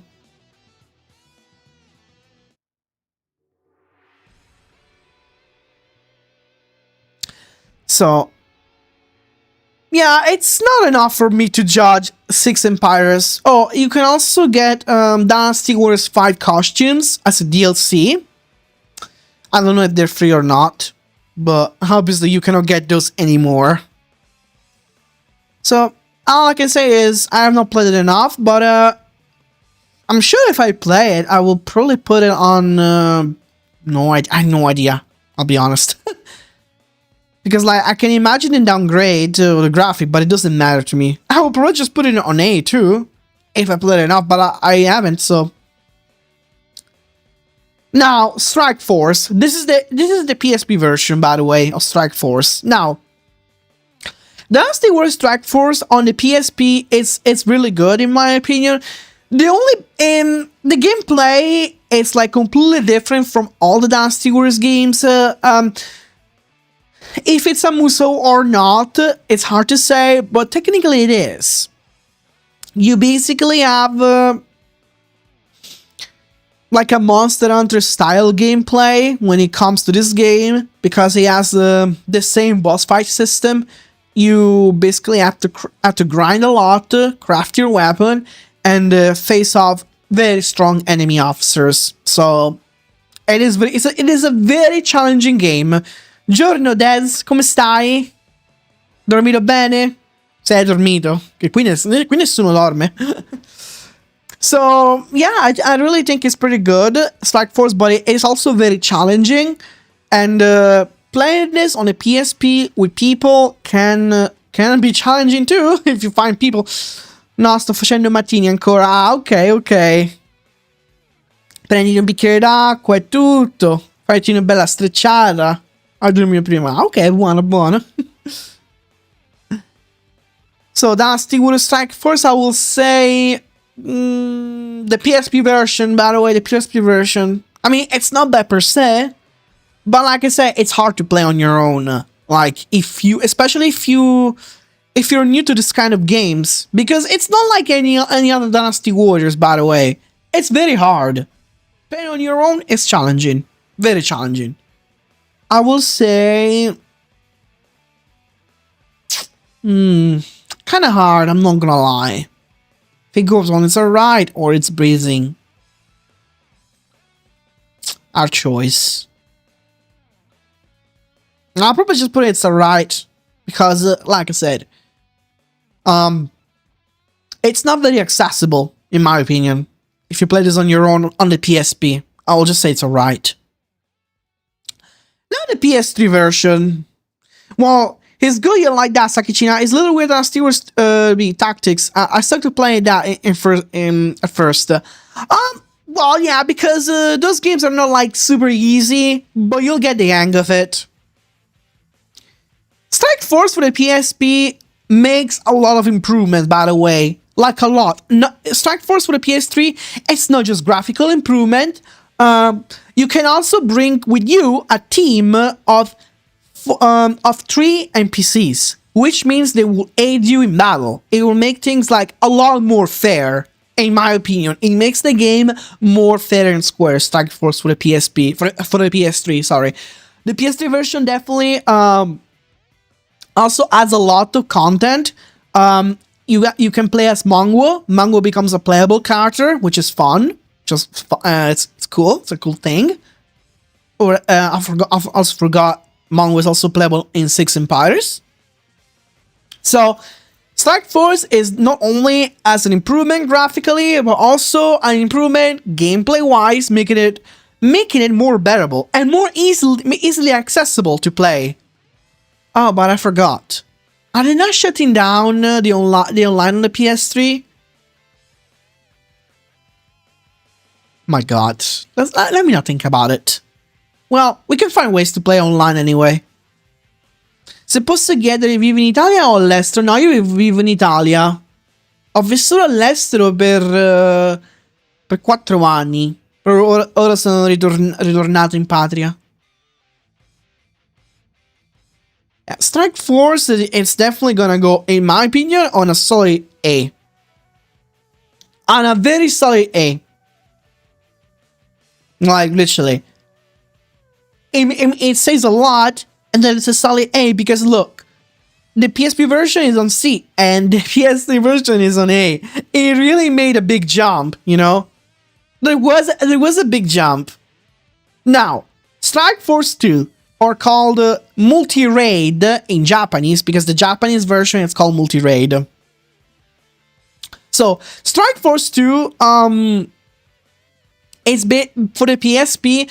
I did not put the PS3 version because the PS3 version, they've done something stupid. They basically emulated the PSP version on the PS3. So it's just an emulated version, which is stupid. It doesn't have any graphical improvement, the PS3 version. It's basically the PS3 version, the PSP version on the PS3. No graphical improvement, nothing. So, Multi-Raid 2, although it actually adds a lot. It has a unique story, more characters, more unique characters from different Chinese periods, like the first emperor, Shang Yu, the king of Chu, King Wan, and many others. There's a lot of variation, like a very unique story. And yeah, you can play also, you can bring with you different allies. You can also turn into Fury mode and stay in Fury mode for the rest of the game, for the rest of the stage. For example, you know the Fury mode, the Super Saiyan mode, the iconic Super Saiyan mode in Strike Force, basically. And in the first Strike Force, every time you use the Musou mode, you use the Musou attack while in Fury mode. The Fury mode will go away, but in Strike Force 2, the Fury mode will stay. I also think, I mean, I played quite a bit, even though it's in Japanese, so I cannot put it on. I haven't played enough. I played this enough. It's also solid A. It's also solid A, this one. So too bad. There's no English patch for this. There is an English patch, but it's abandoned, sadly. So, can't really do much about it. Now, Dynasty Wars 7. We are going with 7. Okay, 7. 7, baby. 7. Now, Dynasty Wars 7 really changed the genre of Musou quite a lot. It modernized Dynasty Wars by a lot. They need to do something about 7, you know? Because, like, they knew that 6 didn't sell very well. It was judged harshly, 6. So they need to make 7 more fun. Which means was bringing back the charge attacks, making a story mode more playable, making less clones, which they didn't, by the way, but still. I mean, there's less clones in Dynasty Wars 7 than 6, so that's a good thing. And there's still a lot of clones in 7. 7 has a very good story. I will say 7, it's basically as one of the best stories. Yippee, I finally get to watch your stream. Hi, Herban. Yeah, you finally do. Yay. How you doing, Herban? You finally get to watch it. Yeah. What's breezing?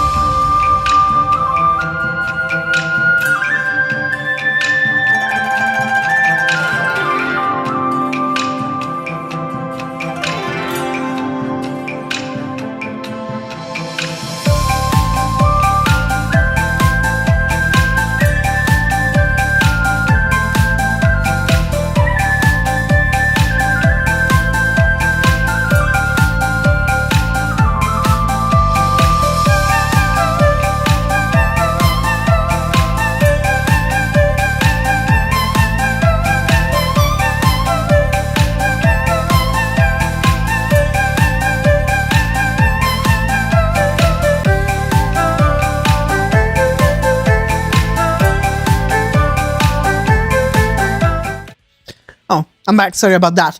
So, okay. Well, which one was about to review? Okay, 7. Yes, Dynasty Wars 7. Like Dynasty Wars 7, it's good. It really had a very good story mode. But, like, it still had a lot to improve. I'll be completely honest. There was a lot. There was a lot of Dynasty Warriors 7 could have done better. But it doesn't mean it's bad or anything. Actually, I remember I even 100% Dynasty Warriors 7 on my PS3. Like, I even made a guide how to obtain all the trophies. It was an hell of a grind. Like, it is one of the best story modes, so for that, Dynasty Wars 7 definitely deserves an A. Like, it's also very iconic. And it's one of the most iconic in my opinion, literally. Easy. Easy. One of the most iconic Musou that I ever played. Now, Dynasty Warriors next. This one is a bit weird. The game is based on Dynasty Warriors 7, you know? It also has a lot of the features from the classic games. For example, the old school items and horses, even orbs. Yeah. On a Dynasty Warriors 7 gameplay. Like, it is pretty interesting as a concept, because like this uses the PS Vita touch system.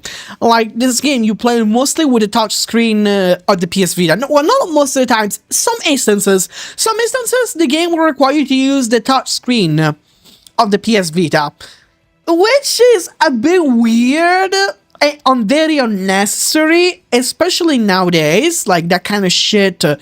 It's like before, when it was released, it was like, oh my god, cool. But then once you keep doing that, you don't want to do that anymore. You don't want to keep like tapping your PS Vita, your fucking console all the time. So it was it's unnecessary, it's too bad. The game, it's kind of like basically the story mode is basically the same Three Kingdoms story mode. It functions just like Dynasty Warriors 7 a bit. But you can also create your own character, which is it's a cool thing. And I don't know, man.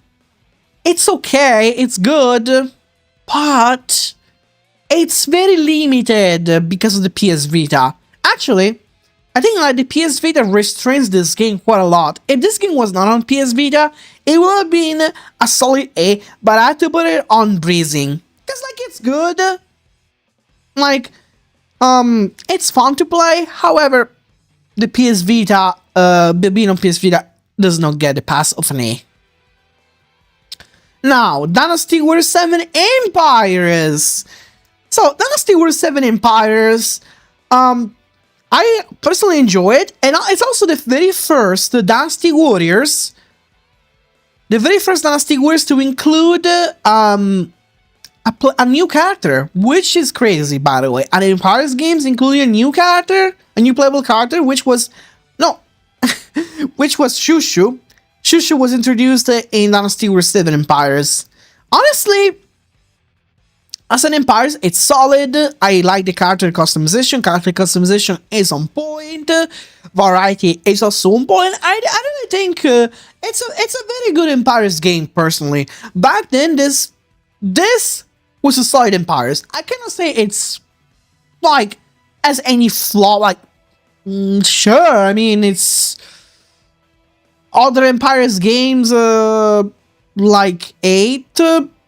Are slightly better, maybe, but it's not like completely perfect. So, but it still gets a solid A, in my opinion, because it was fun. It was very fun, and it's a classic. Maybe I prefer it. Actually, I do prefer it more than 8. I prefer 7 Empires more than 8 Empires, to be honest. In some aspects. Now, 7 Extreme Legends, okay. 7 Extreme Legends was the expansion of 7, obviously. And it includes new characters and one returning character, which is Pongde. Pongde was removed from Dynasty War 7. Well, Pongde was already removed in 6, but then he came back to 7 Extreme Legends. We got 2 new characters, Guojia and Wanyi. It's also a very grande game too. The new modes are also pretty good. It's very fun. The legend modes is honestly good. I do like the legend modes a lot in this game. Kind of reminds me of the one in 4 Extreme Legends, you know, where the legend modes are solely focused on that one character, which I do like about this. Really, it's a very good expansion in my opinion. So I will say it's like, I mean, it lacks few things. Like for example, it does like it lacks extreme mode and a character customization. Well, it doesn't mean it's bad. It's a good expansion for sure. Okay, now this is basically like one of the most popular Dynasty Warriors games ever. Dynasty Warriors 8. Basically, Dynasty Warriors 8 does everything the 7 does, but better. Basically. But I honestly do not agree with that. I absolutely don't agree. A lot of people do say that 8 is basically just a better version of 7, but I completely disagree. Because like, I do believe 7 it's its own game. 7 Extreme Legends, it's also its own game. I don't see how. I do not see how. I don't know. It's weird to me that people think that. Because like the story mode, it's completely different. For example, sure, the gameplay mechanics are definitely 10 times better. Like 10 times better than 8. No doubt about it. But like, I preferred the story mode in 7 by a lot. I didn't enjoy the story in 8. I don't know.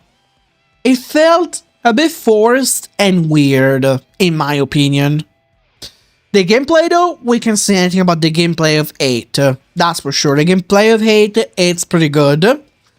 Every character, by the way, has its own unique moveset. That's a big thing. That, in my opinion, it's a very big thing.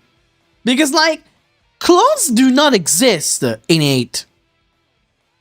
8 does not have any clone at all. Literally. Like, the clone in 8 do not exist. Every character is unique. So this is something that 8 did good, in my opinion. But it was still not enough to convince me, like many other people did. So I will just say it's breezing. Now, Extreme Legends. The expansion of 8 definitely does have quite some interesting stuff. It has a new complete story mode. Lubu's story mode. Lubu gets his own story mode. Not just one stage. Like you might think, oh, Lubu gets 1 or 2. No, Lubu gets an entire dedicated story mode. But Samurai Warriors 5 does have clones. Yeah, that's why I'm not really keen on 5. Lubu gets his own story mode, and that's a very good thing. Also, the game also has an extra EX attack, because EX attack became the unique attacks of the characters since Dynasty Warriors 7. And every character only had 1 EX attack until 8 Extreme Legends, which decided to add a second EX attack. So, that's pretty good. Also, they added more difficulties. The addition of 6 weapons. So, yeah, more difficulty, new challenges. It doesn't have like loads of shit, but I will say this pretty much, it's the best way to play Dynasty Warriors 8, basically, with Extreme Legends. So definitely this surpasses the vanilla version, so I will definitely give it an A. Like, if it wasn't for Extreme Legends, 8 won't really be that great of a game, in my opinion. I also like Lulinchi. The fact they added Lulinchi, I think is cool. 8 Empires. 8 Empires, again, he has a new character, Shunyu. And personally, although 8 Empires has a very good character customization, it's not enough to convince me for it to be the best Empires games.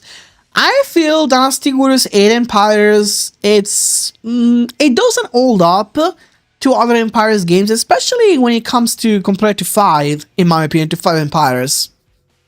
I don't know. Sure, there's a lot of variety in 8 Empires, but like, there's so much to do on 8 Empires. Like, so much to do that you can basically like become a vagrant, or do side quests for other officers, which they get boring. You might think, oh, it's a good thing they added those things. Not really, because they get boring. Like, yeah, sure, you can take missions for other characters, but that doesn't make it like a good game, you know. So, because they're very boring and repetitive, the missions. So the character customization is on point. I like it. I like the character customization a lot. Literally, there has a lot of variety, but it's not enough to convince me 8 Empires in my, I don't know. There's something about 8 Empires that doesn't really scream best Empires game. It's good, I like it, but it does not surpass 7 Empires. Now, Dynasty Warriors, no. Do I have to? Do I have to say something? I don't know, man. Do I have to? Do you really want me to? Do you want me to say something? Do I have to talk? Do I need to speak? Do I need to scream and yell? I have to. I have to. No, you don't have to. No. No. No. The time has come. I wish this time will never come. Why did it come? Why? Why? Why did it come? Ah. No. Okay, let's be professional. That was 90 at bottom. You mean that I want to play? Wow. Maybe I would want to play like if they maybe like I get I don't know 3 Popeyes for an entire month. If I get a free Popeyes for the entire month, then sure. Or like, I don't know, free food. I have a throne, so you guys can go browse my throne. And give me, I don't know, give me energy drinks. Maybe I'll play it. I'll play for some energy drinks. For some Red Bull or Monster. So now, okay. No matter how hard you try to defend this game, you just cannot. You cannot. You can't. It's not even the open world that I find a problem with. It's just like the gameplay and how easy it is to play this game. You can basically play this game blindfold, you know? I don't have a problem with clones, mainly, or the open world per se. I have a problem with the difficulty of this game mostly, and the gameplay mechanics. I don't know. I don't like it. I don't like it that much. Well, maybe the gameplay mechanics will be bearable if the game was like a bit difficult and the story mode had more variety. But you know what's the problem with Dynasty Warriors 9? Dynasty Warriors 9 Um, the problem is it. You know what it did? It gave a story mode, an individual story mode to each character of the game. Each one of them had an individual story mode, and all of them were cloned. Why they were cloned? Because of course they could not make each one unique. You know, it will be impossible. So it doesn't really matter which character you play. I mean, you get different ending cutscenes, yes, but you're still playing the same shit, the same soup. So you're stirring the same soup every time. The only unique story modes this game has are the DLC characters, Shahoji, Washyong, and Yuanshu. And who else? I forgot. Oh, and Dongbai. Those are like the only characters that are unique. But really, I don't know what they were thinking. Sure, the open world, it's a very ambitious idea. It did not work well, so I really believe I don't even want to applaud them for the effort, because this game almost destroyed the entire franchise. I have no empathy. I don't have any empathy. Okay, Nine Empires. I think Nine Empires is a completely different story, though. Don't get me wrong. I do like Nine Empires. Nine Empires, it's completely different. Now, let's forget about the open world, the easy difficulty of 9, every triple 9, we need to forget it. Nine Empires is its own game. Do not believe that Nine Empires is just like 9. Don't think that. I really believe that this game was pretty good, you know? I don't think it was perfect. I actually think this game has quite a lot of flaws, like, for example, the character customization being very limited. There are not many armor accessories to add to your character. Sure, the character customization, it's detailed in terms of hair, face, because it basically used the same character customization from Neo, so that one is detailed, but regarding armor and accessory, it's not very good. The gameplay, it's made pretty challenging, like every Empires. Every Empires games have always been challenging, except for 8 Empires. 8 Empires gameplay was not challenging at all. That's why I don't like 8 Empires, because it's not as challenging as the others. One thing I like about Empires games is that they are challenging, they are difficult, so they have a good difficulty. Nine Empires does have a good difficulty, so I do believe Nine Empires, it's a good Empires, but it's not like, I don't know. I will say it's better than 8. So definitely it goes on A. It definitely goes on A. I was about to put it on B, but you know, it actually deserves quite a bit. You can still explore the open world, funnily enough, but it's empty. You don't really get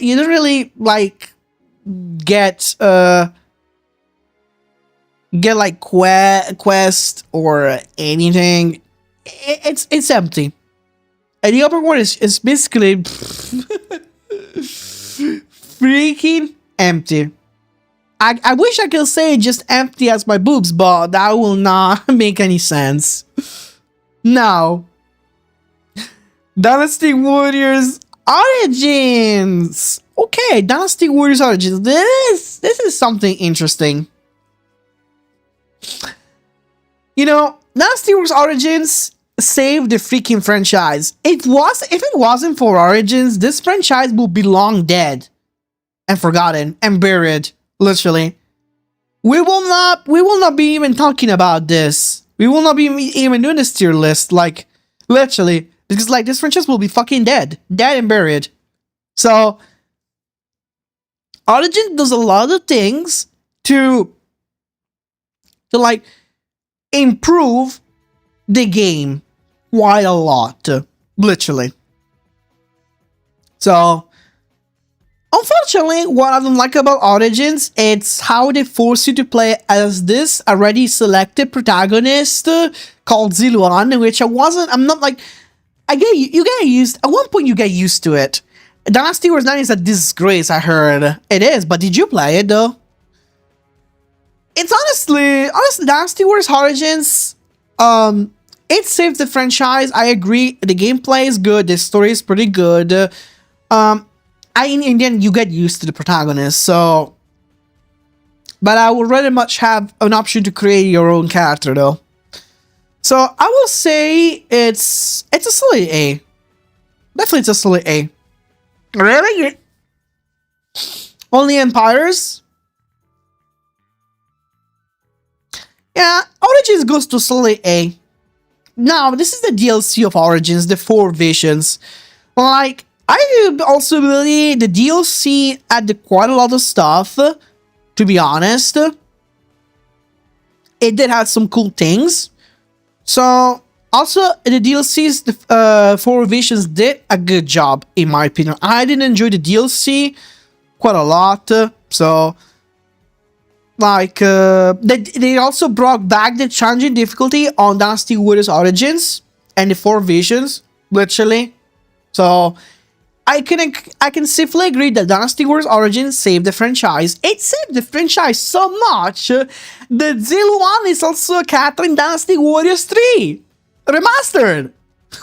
That shows how big Origins became. So, also Four Visions goes an A.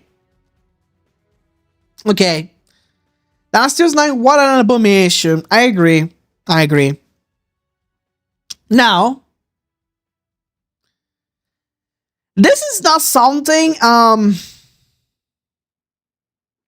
something that many will probably understand, but I'm probably not the only person who probably know about this. Dynasty Warriors Online. Yes, I had a Dynasty Warriors Online in this tier list. Dynasty Warriors Online, how can I put it? Dynasty Warriors Online, it's an MMO. It functions just like every Dynasty Warriors game. You fight with your character, you create your own character, you pick a weapon of any character of the game, and you do just pointless, you collect insects. Play quests, serve your general, play campaigns, and most important, use bots to farm, because the game is so fucking annoying to that point, literally.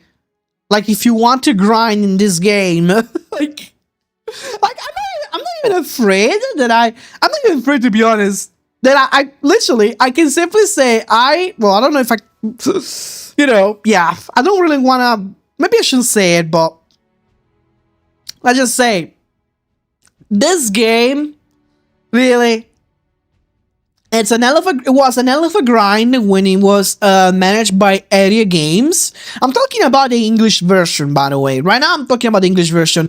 Area Games transformed this game into like a completely cash grab, taking advantage of all of its players. Most of them were a young player base, and me included. I was one of the victims, unfortunately. And it's too bad, because it was a very good game. But unfortunately, Area Games destroyed it with its greed, even Koei Tecmo on its part. So, honestly, Dynasty Warriors Online was a very good PvP game. Like, there are no other PvP games that I like that can reach Dynasty Warriors Online level, in my opinion. It was like a very good niche. But like, I don't know, it's hard. It's very hard to put this game on a tier list. Maybe it should probably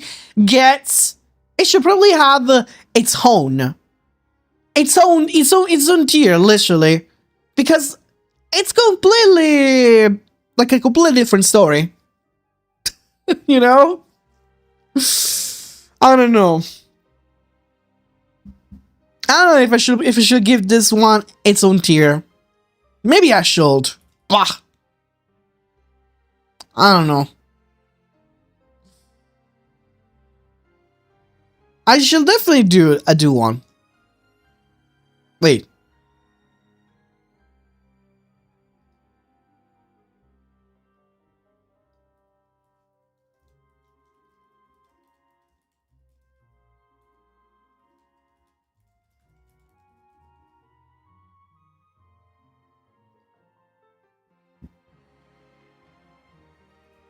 Yeah.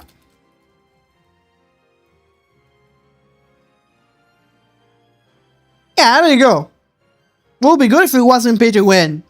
Basically, this is like the deserve. Oh wait, wait, this one changed too. There, it will be good if it wasn't pay to win, literally. So, and also Dynasty Warriors Online Z. This is its expansion. Basically, they changed the aesthetic from Dynasty Wars 5 to Dynasty Wars 7, but that's not important. They also had a lot of more cash grab options they had, which fucking sucks. Like, there's a lot of cash, more, like, if that wasn't enough, okay, if that wasn't enough, when the English version shut down, a lot of players moved to the Japanese server, including me, and it was more pay to win than the English version. It was insane. Like, with time, this game basically died. You know why it died? Because it was destroyed by its own greed. Its own greed destroyed this game. The developers, it was not managed by Area Games, by the way, the Japanese server. It was managed by Koei. So they just decided to add more and more and more options to make players spend money. Constantly, over and over again. And I would probably say it's an insult to Musou Z, because Z just definitely had games, like things that I personally don't like. Like, even if Z was free to play, it will still be annoying because, like, Z introduces mechanics that that really makes the game so unbearable and unnecessary, literally. So I'll just say it's an insult to Musou Z, absolutely. Okay, now we're going with Samurai Warriors. We've done all the dynasty, guys. All the dynasty is over. So those are all the Dynasty Warriors games so far, as you can see. So, like, the only Dynasty Warriors that I deem to be perfect are 3 and 4. Eventually, Dynasty Warriors 3 Remastered will get here too. But yeah, those are the one I deem to be perfect. Alright, Samurai Warriors time. Yep, it's Samurai Warriors time. So let's breeze it with Samurai Warriors. Okay. We start with Samurai Warriors 1. The very first Samurai Warriors. The very, very first. The one that made the franchise called Samurai Warriors. A game based on the Sengoku period. Sengoku Musou.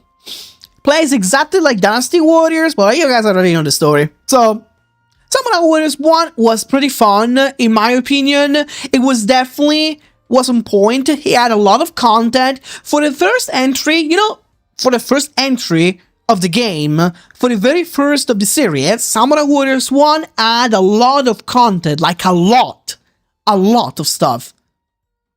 It had it a lot, literally. Like, it had so many game modes. It had versus mode, abyss mode, survival mode, and even creating your own character at its own mode. Every time you will create your own character, you will basically go through training, and it was so good, to be honest. Literally. You basically had to go through the training dojo. It was just so dark visually. That's true. Samurai Warriors 1 was definitely dark visually. That is true. But it kind of like Dynasty Warriors 4 a little bit, but a little more darker. Because Samurai Warriors 1 uses the same engine of Dynasty Warriors 4, so that's why they probably might look similar. But Samurai Warriors 1 was definitely dark visually, but it was pretty good. I fucking loved all the character story modes. The voice acting was good. Every single thing of Dynasty Warriors of Samurai Warriors 1 was very good. Like, literally, I would like I mean, it wasn't like completely perfect because like even the character story mode had a limit. So once you finish the character story mode, you didn't really have much to do. I will definitely, this is good on a solid A. But now, for the Extreme Legends, for the expansion, which had Tadakatsu, Ina, Yoshimoto, and Hideyoshi as new playable character. Also, can I just say, Ina's design in this game is fucking cool. It's really badass. The story mode of those characters are very good. It also adds new modes. It adds new weapons. It adds a lot of things. Extreme Legends, literally. It basically makes it's a very complete version. It's also very difficult. Samurai Wars 1, Extreme Legends, second hard is 100% in my opinion. That's true. It is. It really is hard. It's definitely one of the hardest Samurai Wars games ever made. But to be honest, this expansion makes Samurai Wars 1 one of the best. So it easily goes on Extreme. Whoa, guys. Whoa. We got another. The music is also good. Yes. We got another on Extreme. Another S Extreme. So yeah, Extreme Legend is good. If you play Samurai Warriors 1 on its own, it's a solid A. It's good, but not perfect. But if you combine it with Extreme Legends, then it becomes an S. Now, Samurai Warriors to the War. Samurai Warriors to the War is pretty much a PSP exclusive. Like Dynasty Wars for the PSP and Dynasty Wars Volume 2. I mean, it's pretty much like them. And, but it's kind of a little bit different, a tiny bit different. And you know what? It also has a unique story. The fun thing about Samurai Warriors to the War, it has a unique story, unlike Dynasty Wars Volume 2 and Volume 1 for the PSP. This one features a story mode, which is crazy, by the way. You can also get rare weapons on this game, I think. So, it's so fun having a very unique story mode for this game. And I do like the concept, I like the gameplay, so Samurai Warriors to the War definitely has a solid A. Also, it includes the Extreme Legends characters, by the way. The Extreme Legends characters are included in this. So, that's if those were not included, it will go on B. But since it includes the Extreme Legends characters, it goes on A. Samurai Warriors 1, I like it's having many bodyguard. Can be in battle like Dynasty Wars before is gone in next series. Oh yeah, you can have 4 bodyguards in Samurai Warriors 1, and then in 2 you can only have just 1. And the bodyguard system in 2, it's not great in my opinion. It's unnecessary. I will explain why. Because we arrived to Samurai Warriors 2. So, Samurai Warriors 2 was the perfect Samurai Warriors, literally. No, I mean it. Like, Samurai Warriors 2 was so fucking good. Like all the story modes were, like, very deep. Very fucking deep. Like, the game mainly focuses on the Battle of Sekigahara, which is why Ishida Mitsunari and Tokugawa Ieyasu are also playable characters this time in this game. It's basically revolved on Sekigahara, Samurai Warriors 2. So, everything connects to Sekigahara in this game. Honestly, I did really enjoy Samurai Warriors 2 a lot. What I did not enjoy was probably Sugoroku. Sugoroku was like one thing I really hated about it. Like, I fucking hated Sugoroku, to be honest. I just couldn't stand that mode. But it was pretty good, in my opinion. Samurai Warriors 2 was a pretty decent game, a very good Samurai Warriors. The characters introduced in Samurai Warriors 2 were really nice. They were very on point aesthetically. Aesthetically, Samurai Warriors 2, it feels very Sengoku. The music feels very Sengoku period. Literally. Like, you get a very Sengoku vibes. When you play this game, you feel like you're actually in the Sengoku period, I'm not gonna lie. But, like, there are things, though, that don't make the game a complete experience on its own. because like without Extreme Legends. So he easily goes on A. So far, I'm easily putting down Steel 3 as an F tied. I hate this game. Damn, why? Why did you hate it? What did it do to you? Damn. Someone is now looking forward to the Dynasty Warriors 3 remaster. I'm doing Juggling on R mode. I'm a healing. Okay, that makes sense. Yeah, I mean, that makes sense, though. When you play as Juggling on healing in Dynasty Warriors 3 Remaster, that completely makes sense. No, you don't. But wait till you get his fourth weapon. Wait till you get Juggulion's fourth weapon, then you probably want to break your disc if you have it. Juggling sucks ass as he is, but my arm is just dying over without any reason. Well, that's the battle of healing to you, I'm afraid. I'm afraid that's how healing on Shu side, it's L. If you don't have a good character, really, you can basically, you can only pray. There's not much you can do. Healing, that's how healing is in Dynasty Warriors 3, I'm afraid. Now, Samurai Warriors 2 Extreme Legends, in my opinion, it's the perfect Samurai Warriors, because like, I do love how this game introduces Toshie. Toshie, it basically became one of my very favorite characters to play. I always play as Toshie every single time, and whenever I can. So I freaking love it. And also it introduces the fifth weapons, new difficulties. The Mercenary mode was not that great though. Mercenary mode was a bit meh, but I didn't like it. But honestly, Samurai Warriors 2 Extreme Legends really makes Samurai Warriors 2 the best Samurai Warriors. Therefore, it goes on perfect. Like, it's the perfect Samurai Warriors to me. It doesn't help that I started at the back of the base, and I am not Guan Yu or Jayu just to take them down fast. Yeah, because like he started next to Liu Bei. She's healing is the hardest staging tree. Yeah, it really is, to be honest.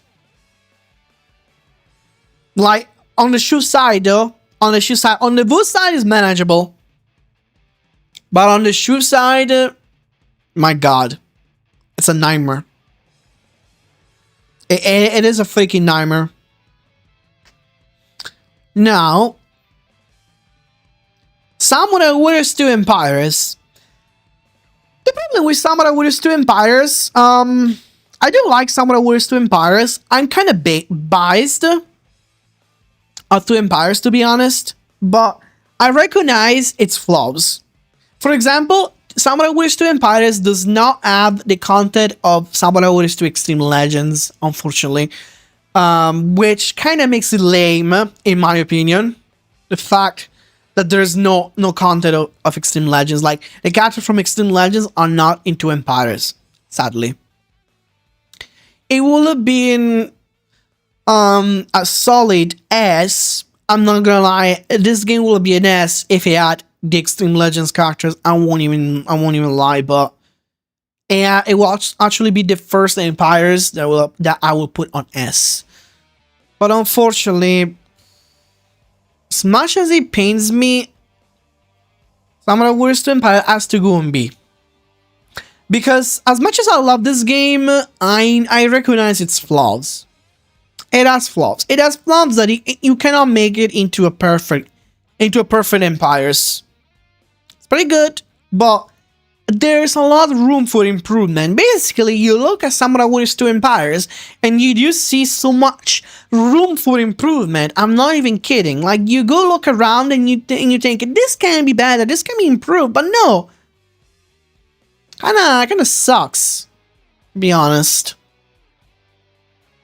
Now, Samurai Warriors 2 HD, the first remaster of a Musou.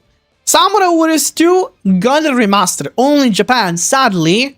I would fucking put it on insult, because this is more like an insult to Musou. It's more like an insult to the Western fan base. They really underestimated how Samurai Warriors 2 is popular here.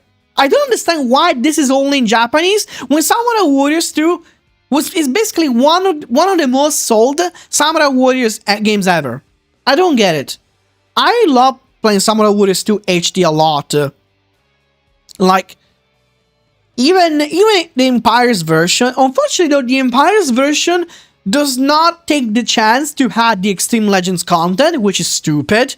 Hey, stopping by to see how you're doing. Hi, darling. Hi, thank you so much for stopping by. I'm doing good. I'm doing good. What's breezing? Are you doing good? We're not playing anything. We're just doing a tier list of all Musou games. I don't hope you're doing well today. Yeah, I mean, 2 Empires though, also, those have new models for the character customization. Models taken from Samurai Warriors 3, by the way. So that's a cool thing. But I will only judge this collection only for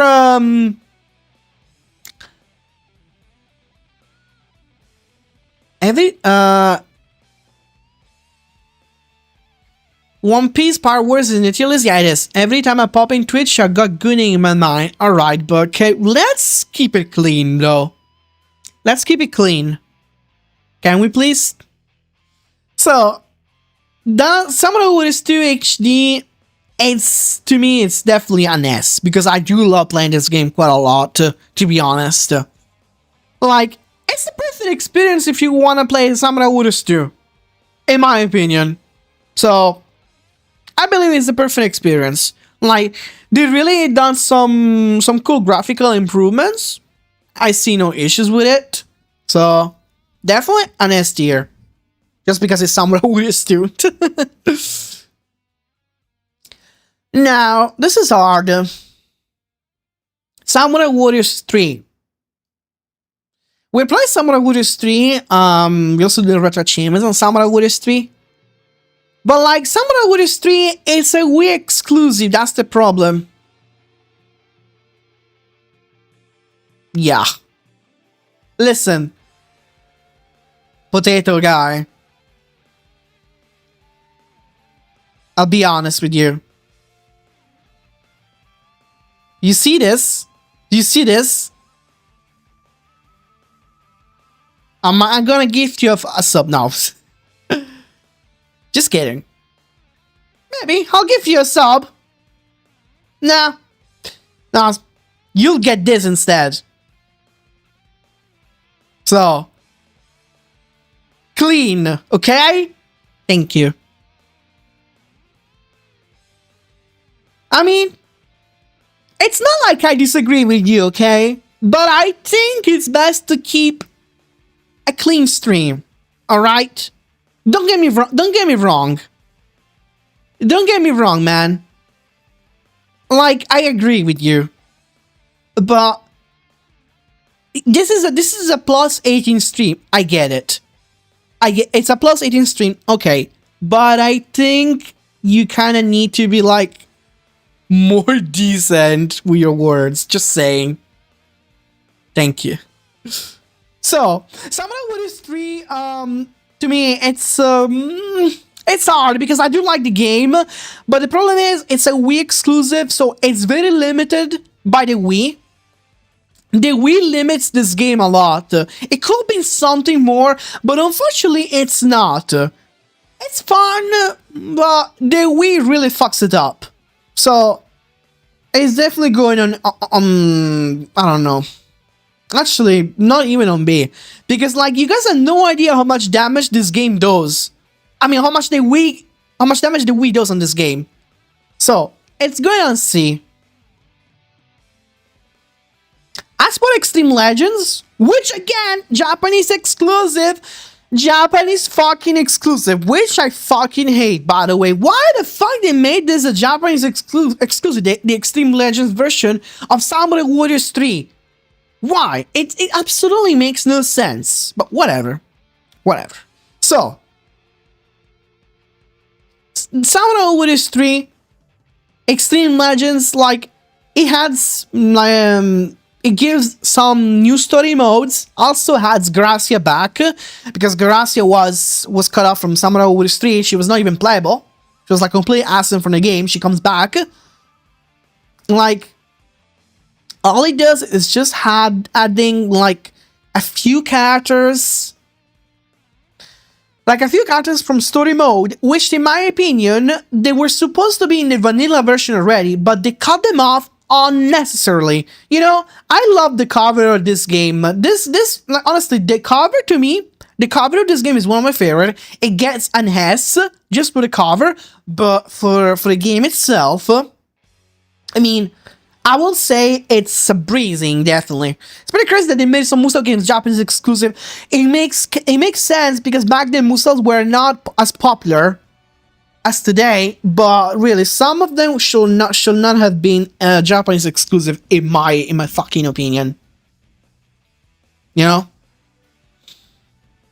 Yeah, Samurai Warriors 3 Extreme Legends gets on B because in the end, if it's the better experience of Samurai Warriors 3. But, so, itself, the Wii version in total, it's a B.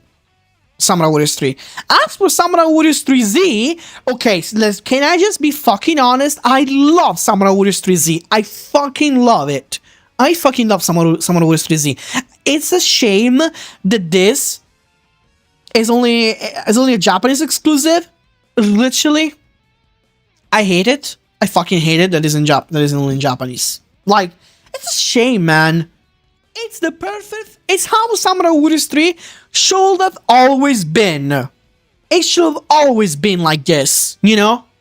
But only in Japanese. Like, the PS3 version finally has better frame rates. The graphics are like so much better. It plays so smooth, so well. I don't know, man. I do believe that the PS3 version of Samurai Warriors 3,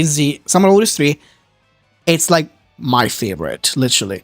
I don't care if Murasame Castle gets removed, because Murasame Castle, it's a Nintendo game, so it was cut off from 3Z because it's a PS3 game. That makes sense, but doesn't matter, man. Doesn't matter. It's fine. I don't mind. I believe this is one of my favorite, one of my very favorite. Wow, that's crazy. Every Samurai Warriors game so far are on extreme.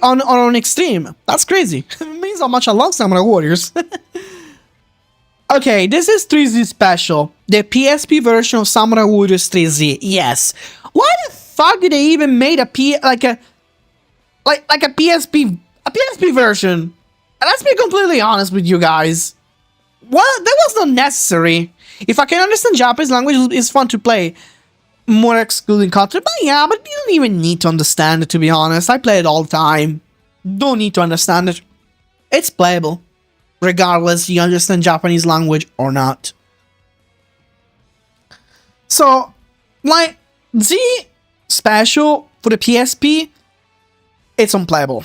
Because the performance of this game, it's absolutely a mess. It's so laggy, it plays so slow, it feels so clunky. I will not recommend this at all. I will avoid this game at all costs, honestly. Literally, do not play this game. I guess if you want to play Samurai Warriors 3 on the go, I don't know, just find another method. Play it on a fucking Steam Deck, like I do. Literally, this one is definitely an insult to Musou. There's also another game that I like to judge for the PSP. Let me grab it here. There's also some games. Hold on. There are some games that I need to add to the list that I just remembered. Like I just remember now. Because I do believe this version deserves a place. They definitely deserve a place in the tier list, so wait just give me 2 seconds. Don't know how I managed to forget them, but I did. It's okay, I just remembered. Okay.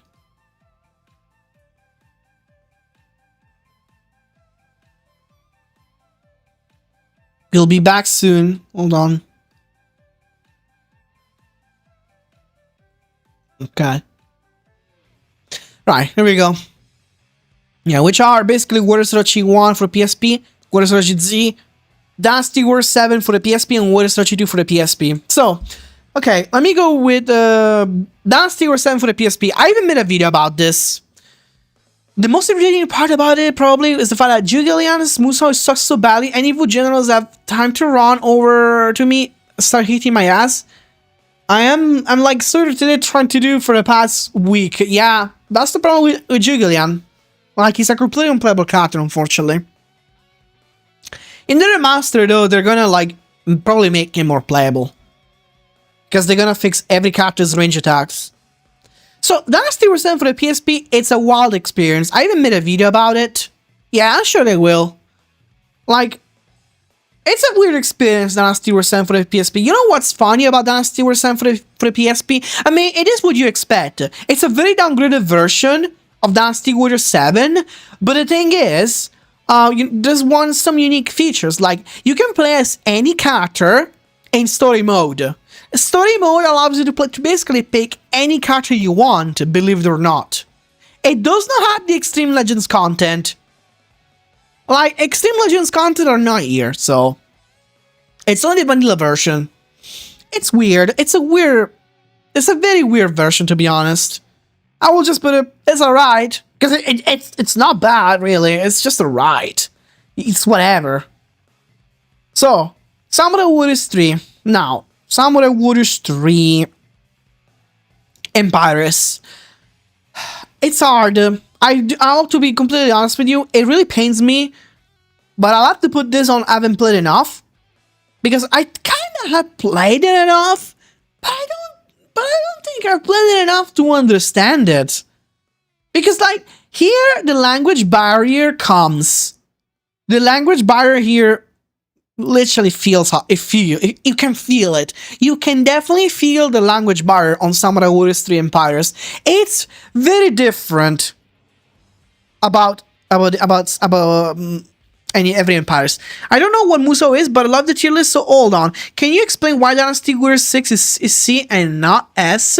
Musou is the genre. Musou is it's how you call the genre, basically, Musou. You call the genre of Dynasty Warriors or a Dynasty Warriors-like game. It's not an official term, Musou. Musou is more like a fun term, kinda. Because I don't believe Musou is like completely official. Like a completely official term, but like, that's what a Musou is. And why Dynasty Warriors 6 is C and not S? Because I do believe Dynasty Warriors 6, the PS3 version, this is the PS3 version, I don't believe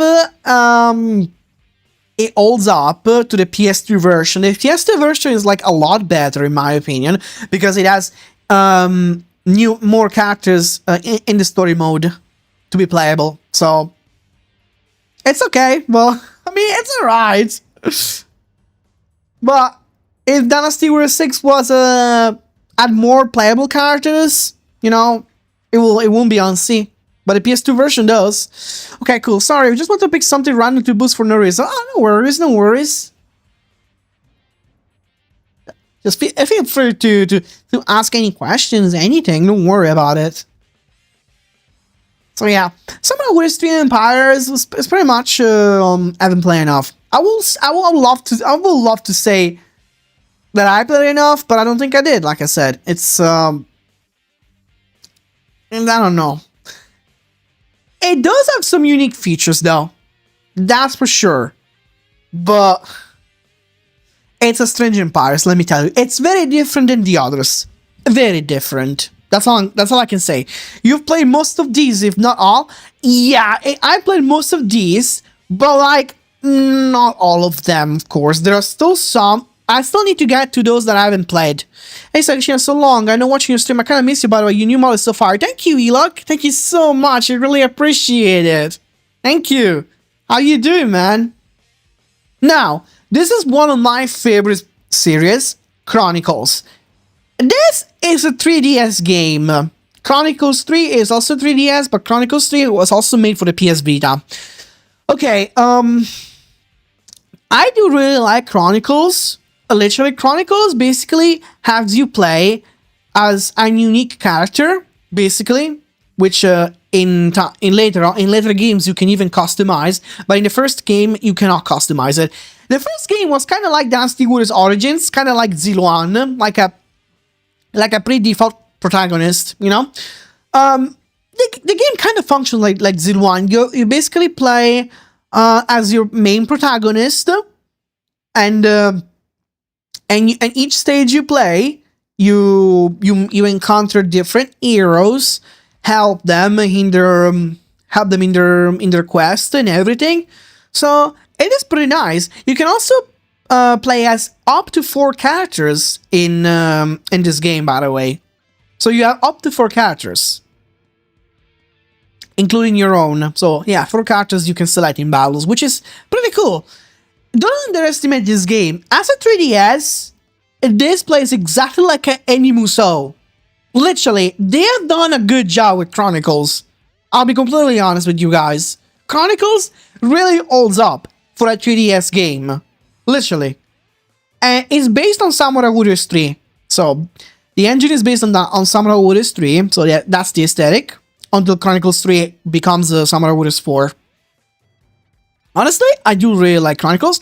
Unfortunately, hi Challenger! Yeah, welcome to the Kitsune's Breeze. Thank you so much for follow.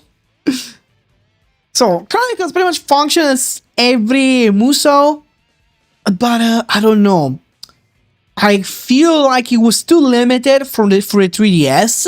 It could have been something more. The game is long. The game for a 3DS game, this game is pretty long. Like, it's very grindy and also very challenging. Literally challenging as hell. I'll be completely honest with you guys. Like, but I like it. I do like the series of Chronicles. Absolutely. It's fire. Chronicles Second. Now, Chronicles Second, unfortunately, is a Japanese exclusive. Unfortunately, you know why, unfortunately? Because Chronicles Second introduces 3 new characters. Ina Tora, Todo Takatora, and Yagyu Munenori.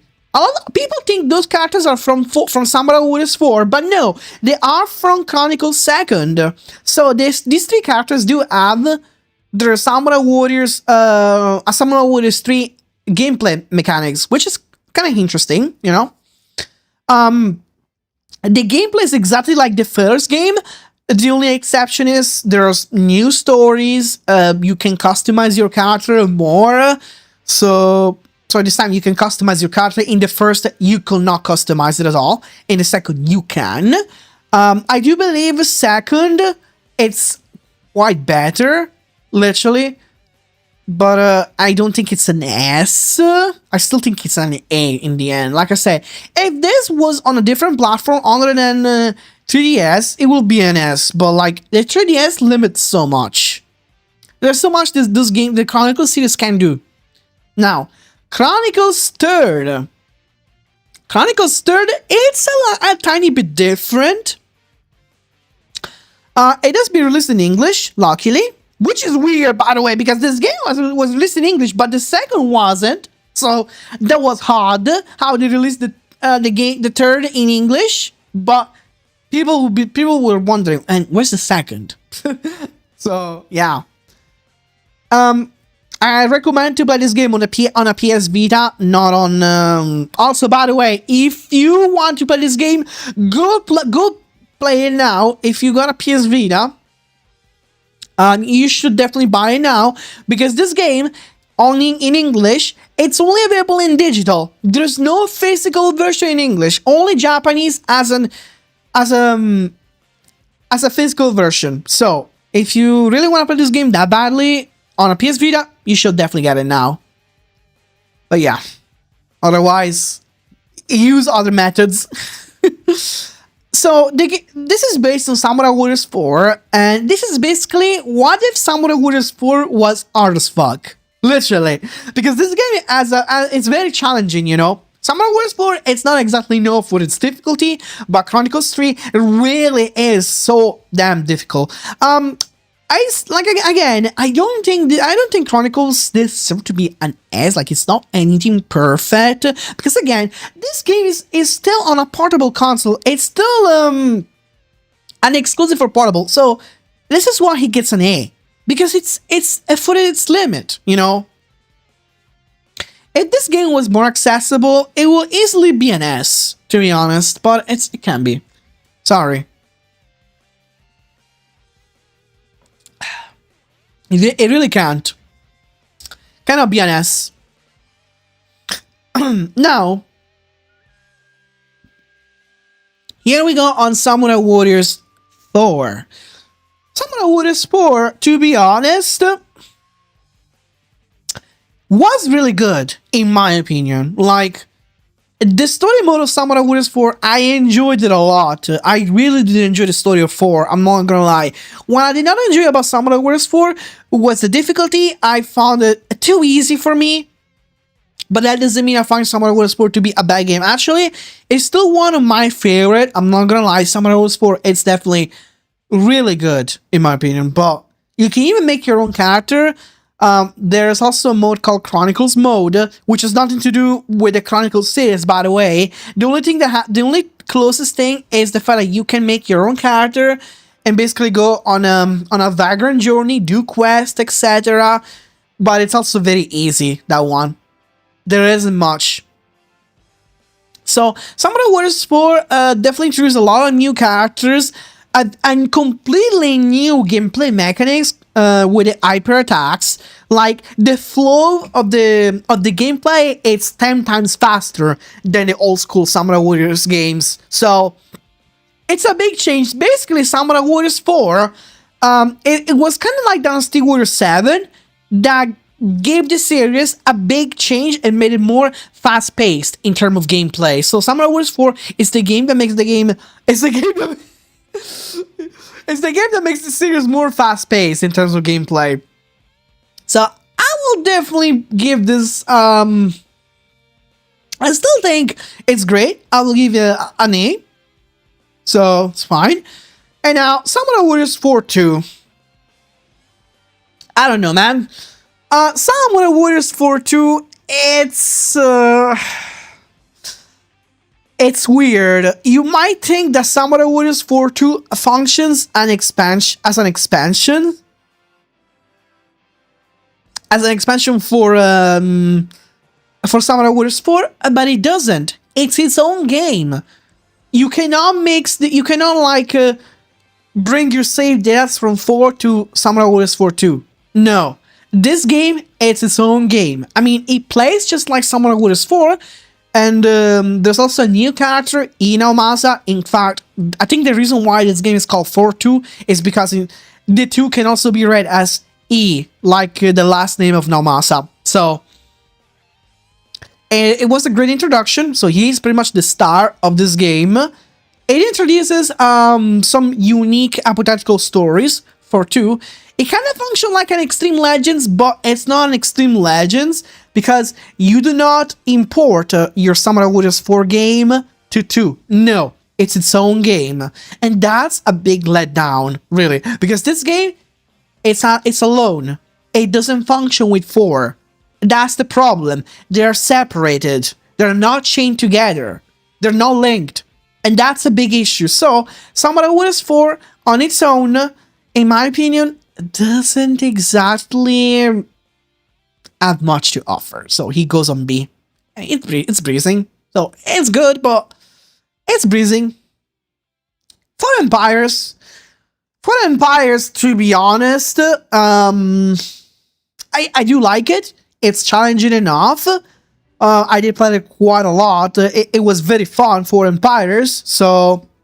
But it's still not Empires that I will call my very favorite of all, but I still like it regardless, so it's still an Empires that I gladly play. Unfortunately, it's a PS4 exclusive, so like PS3, PS Vita, and PS4.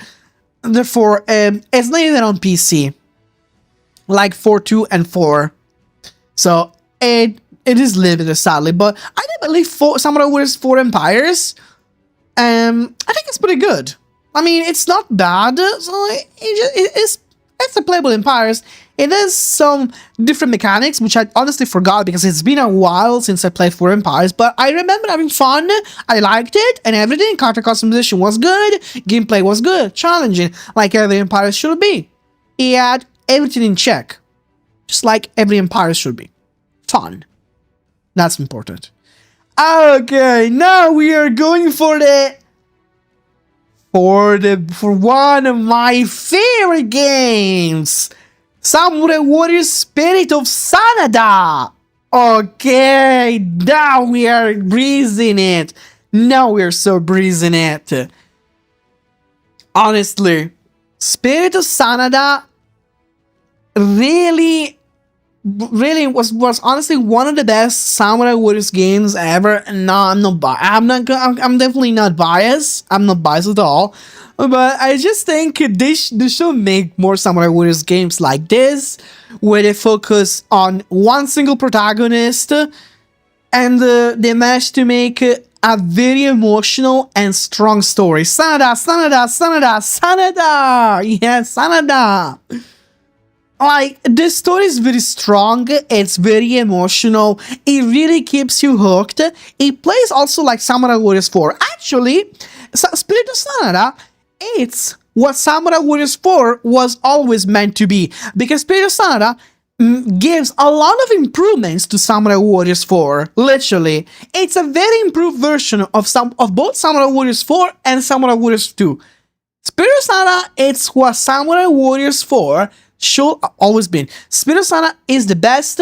I hope they do more like this. Maybe the Yoshi story, which is epic. I agree. They should definitely make more Samurai Warriors games like this, like Spirit of Sanada. So, Spirit of Sanada literally should have should should probably have a category of its own. You know, technically. Like, I'll just say put it on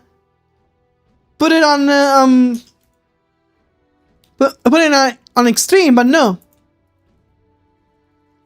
It is a category of its own, technically. So it needs its own category. I mean, am I wrong? Am I wrong for doing this? Am I too biased? Hey, this is the Kitsune's Blaze. In the end, this is my shop. I can do what the fuck I want. So there it goes on top. And there's another game that they also made. It's another Samurai Warriors game. It's also focusing on one protagonist, or in this case two, which is Nobunaga and Mitsuhide. Spirit of Sanada be my best to Sakishino, but I played on PS3, so in Japanese language. I actually played that too in Japanese when it came out. I have to say a funny an interesting thing about Spirit of Sanada. Okay, this is my 10K subscriber special, so I almost forgot about one of the most important things, you know. I played Spirit of Sanada in Japanese on the PS4 when it came out on. I remember to this day, I bought it in digital. I was basically on bed looking at the time for the download to start, so I could play it and record it. And record the Let's Play. And that's the series that got my channel going. It's thanks to Spirit of Sanada that I own my channel. My channel's growth. Because, like, I was still making videos about Dynasty Warriors and Samurai Warriors, but they were not exactly hitting just like that Spirit of Sanada did. Because, like, the games I was playing, people already watched, other people played them, but Spirit of Sanada, nobody did, because I was basically like the very first person to, as an English speaker, I was like the very first person to do it, you know, like one of the very first. To do with a commentary, not without commentary, because a lot of people back then used to record videos without commentary, and like, yeah, so basically, that's what made my channel grow. Thanks to Spirit of Sanada, my channel's managed to start growing, and I own a lot to Spirit of Sanada, not just like in terms of my brand as a VTuber, but even as the growth of my channel. At this Spirit of Sanada on the PS2 graphics, they're really different. I know, because I actually played Samurai Warriors 4 on PS3 at first, and I know. It is quite a lot, I know that, because I played Samurai Warriors 4 on PS3. By the way, in Spirit Sana, I love to use Sasuke. He has a unique combo type plan. I know, Sasuke is so fun to use. He really plays so smooth, so different, like very monkey style. He really plays like a monkey. I really like playing as Sasuke. Anyways, back to Samurai Warriors 5. I honestly think Samurai Warriors 5 was an insult to... It was an insult. I'll be completely honest with you guys. Samurai Warriors 5 was an insult to Musou, to the series. Why? It was so promising. Samurai Warriors 5 was so fucking promising. Do you realize how hyped I was at the Nintendo Direct when they announced the Samurai Warriors 5? I was so fucking hyped. Literally, I was hyped as shit. I'm not gonna lie, I was going crazy. I thought that was like a new Kessen game, but it wasn't. It was Samurai Warriors 5. I never expected that. At first I was like, oh my god, it's Kessen, a new Kessen game. But no, in fact, it was a Samurai Warriors 5. Wow. I was so hyped about it, you know? And then, when the game released, when I first saw the gameplays and how easy it was, I was so disappointed. When I saw the clones, like clone it in the game, my fucking god. Samurai Warriors 5, it's like one of those games that are so forgettable. It's the most forgettable, one of the most forgettable Musou games ever. Like, literally, you forget this game way too easily. I'm not even joking. Honestly. Why? Because so the gameplay was basically just like a copy and paste of Samurai Warriors 4, but downgraded. It's not a bad thing per se, the fact that the game will be a copy and paste of Samurai Warriors 4, sure, but it was a bad version of Samurai Warriors 4 gameplay. Spirit Sana was perfect, and they had to ruin it. What the fuck did they do with that? Why they had to fucking ruin it? It doesn't make... They basically took... This is how they made Samurai Warriors 5.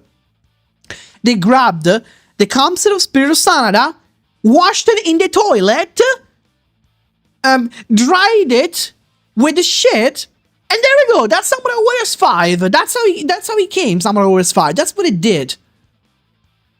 The hard stuff, the characters make me feel mixed, and the worst part, I can't play Yuki when I'm not here. Exactly, there's a lot of characters that have been cut off from the game, which is stupid. They tried something new and just didn't work well. It's beautiful, but ultimately a step down. The characters don't react well to the controller. I didn't really have any problem. Actually, I think I did at one point, maybe, with that. That's true. The characters don't really react well to the controller. I kind of agree. Now that I think about it, that's true. They really don't, but... To be honest, that's not even the biggest of the issues that I have with Samurai Warriors 5. It's because they had a perfect concept. They had a perfect concept and they threw it away. They fucking threw it away. This is what pisses me off about Samurai Warriors 5.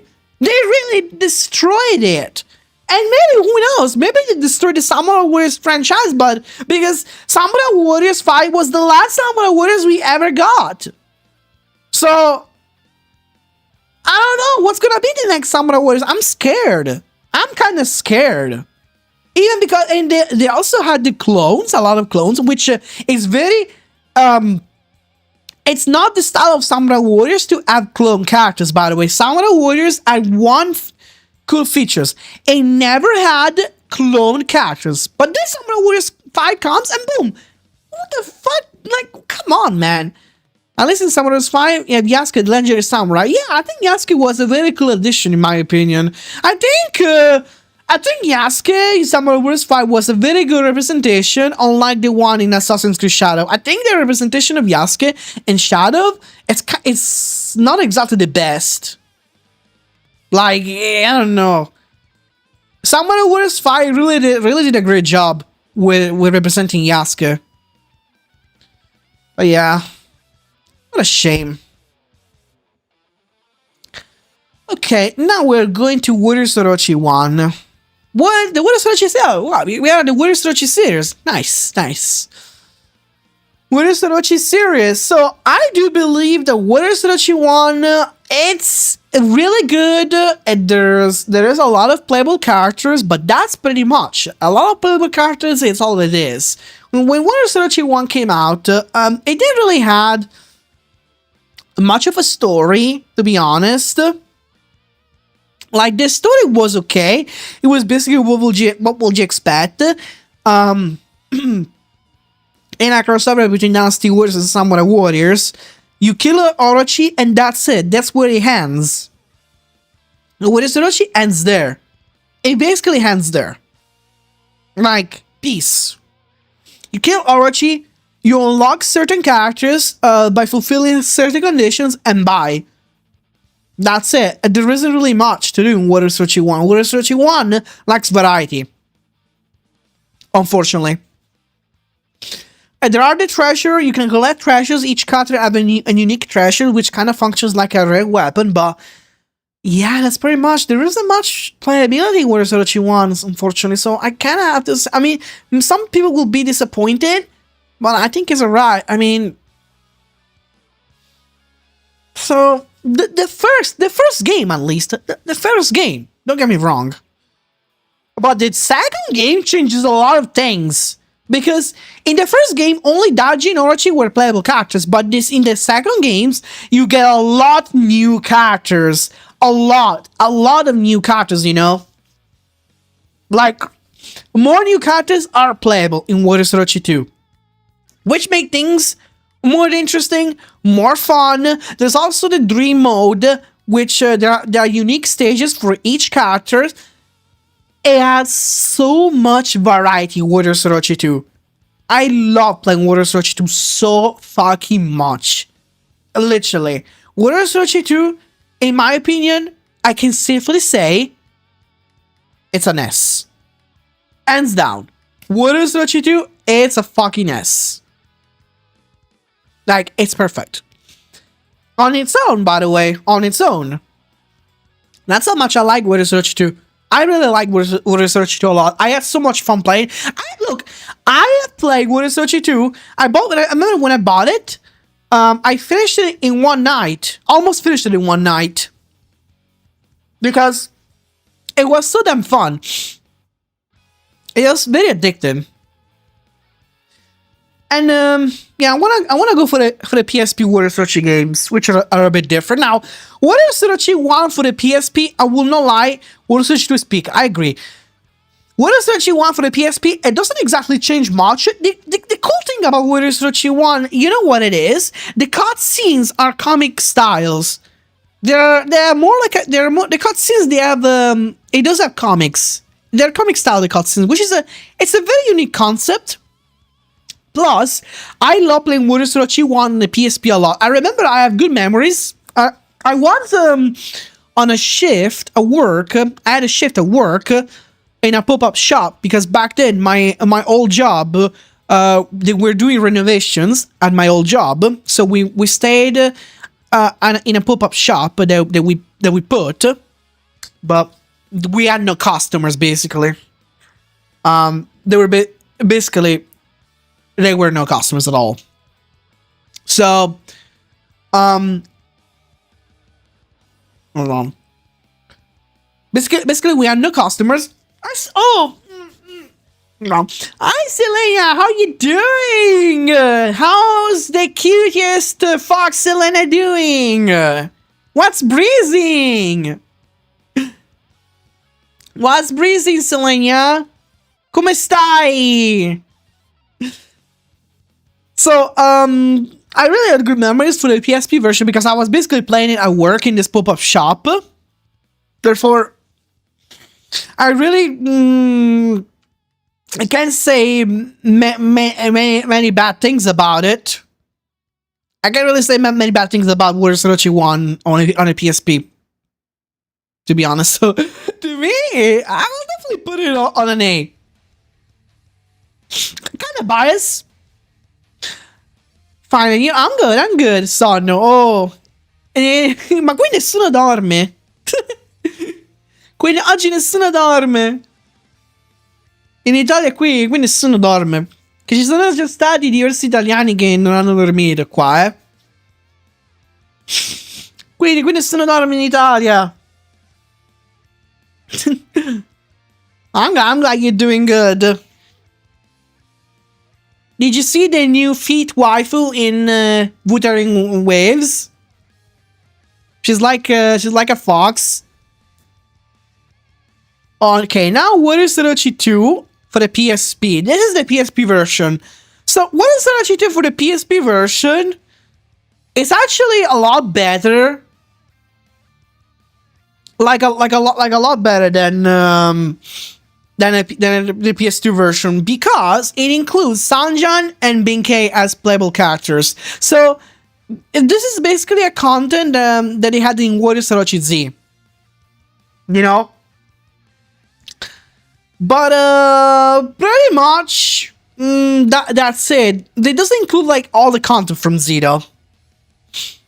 So only Benkei and Sanjan becoming playable in the PSP version. Oh, and the Dynasty Warrior 6 outfits. I know it's itching so much right now. So yeah, it's a shame, because this would be perfect if only it had the all the Z content. It felt like I don't know what to say. A version that was supposed to be the ultimate version, but in the end, it did not become one. So I can only put it on A. It's weird, I know, that I put the PS2 version on S, but the PSP version is on A. Because, I think, like I said, I really believe that Warrior Orochi 2 could have been more. This PSP version, you know, it could have been Z. This is basically the best we got of Warrior Orochi Z, you know? Because Warrior Orochi Z was supposed to be,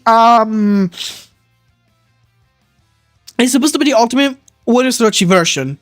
Because you play both Warrior Orochi 1 and 2. Yes, Warrior Orochi Z combines both Warrior Orochi 1 and 2. So it's pretty good. I do really like that. I like the fact that you can play on both Warrior Orochi 1 and 2. Together. They're finally in one game. It is one game, by the way. But Warrior Orochi 1 and 2 becomes one fucking game. Like, they're not separate. It's not you need to change like game version. No. Warrior Orochi Z becomes one game. So, I think this is the perfect way to play Warrior Orochi book 1 and 2. So, it goes on S. Because it's the ultimate version Warrior Orochi 1 and 2. Easily go on S.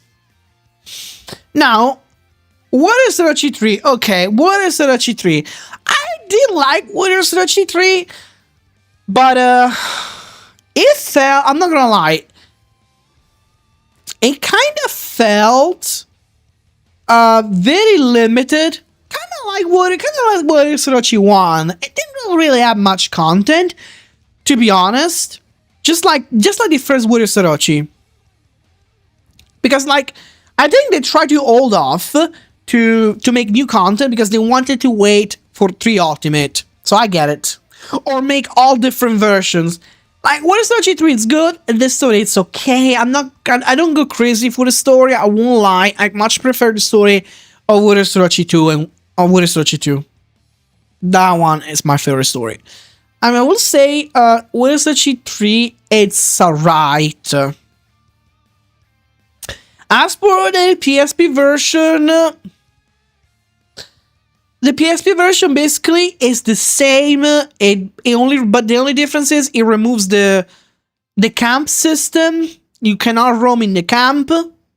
You only have a menu where you can select the modes. And they had the ritual from Ninja Gaiden and Ame no Seibe in this version, but it's still Warrior Orochi 3. No, nothing so special about Warrior Orochi 3 special for the PSP. Even because the graphic is badly downgraded. So I will also put it on It's Alright. If you want to play Warrior Orochi 3 on the go for it. Juga and Lucian, this is not an act of aggression. Proceeds to kill Mongols, people, and wives. I know, right? I know, that's so fucked up. I wonder if they're gonna change that in the remaster, but I don't think so. Now, for Warriors Orochi 3 Hyper, okay, I have a confession to make. I've got Warriors Orochi 3 Hyper only for Momiji, because back then I was obsessed with Momiji. I was freaking obsessed with Momiji from Ninja Gaiden back then. I was super obsessed, and I wanted to get Warriors Orochi 3 Hyper. I know, that was a bit stupid, but in the end, yes, I managed to play Warriors Orochi 3 Hyper. So, Warriors Orochi 3 Hyper, to be honest, it's still Warriors Orochi 3 Vanilla, but with new characters. They have Semeno Habe, Rachel, which were included in the previous version, in the previous PSP version. And then they had Momiji, and what was the name? Shenno, the god of medicine. Shenno, I think is his name. So they added those two new characters in Hyper. So Hyper, it's probably the best version if you want to play Warriors Orochi 3 Vanilla. Hyper is the best version. So I would definitely put it on its Brazen, because like it has Momiji, it has a more playable characters, but pretty much that's it. And Warriors Orochi 3 Ultimate now. Now we're talking about. Now we're fucking talking about Warriors Orochi 3 Ultimate. Adds so much. Adds a lot of content. A complete new story mode. So many new characters, including Sophitia from Soul Calibur. This was like a very good collab, to be honest. It was a nice collab, the fact that they had this Sophitia from Soul Calibur, I must say. They also had a character from Atelier. There were so many new entries in 3 Ultimate, to be honest. 3 Ultimate even has Kasumi from Nether Alive. Literally, 3 Ultimate is the best version to play. It's the best, like the best, one of the best Warriors Orochi games ever. Hi, McCree, how you doing? What's breezing? Welcome to the Sinus Breeze. How you doing, man? So, McCree McMemes. I love the name, by the way. McCree McMemes. I will definitely put Warriors Orochi 3 Ultimate on A. Easy. Because it's one of the best. Mm. Mm.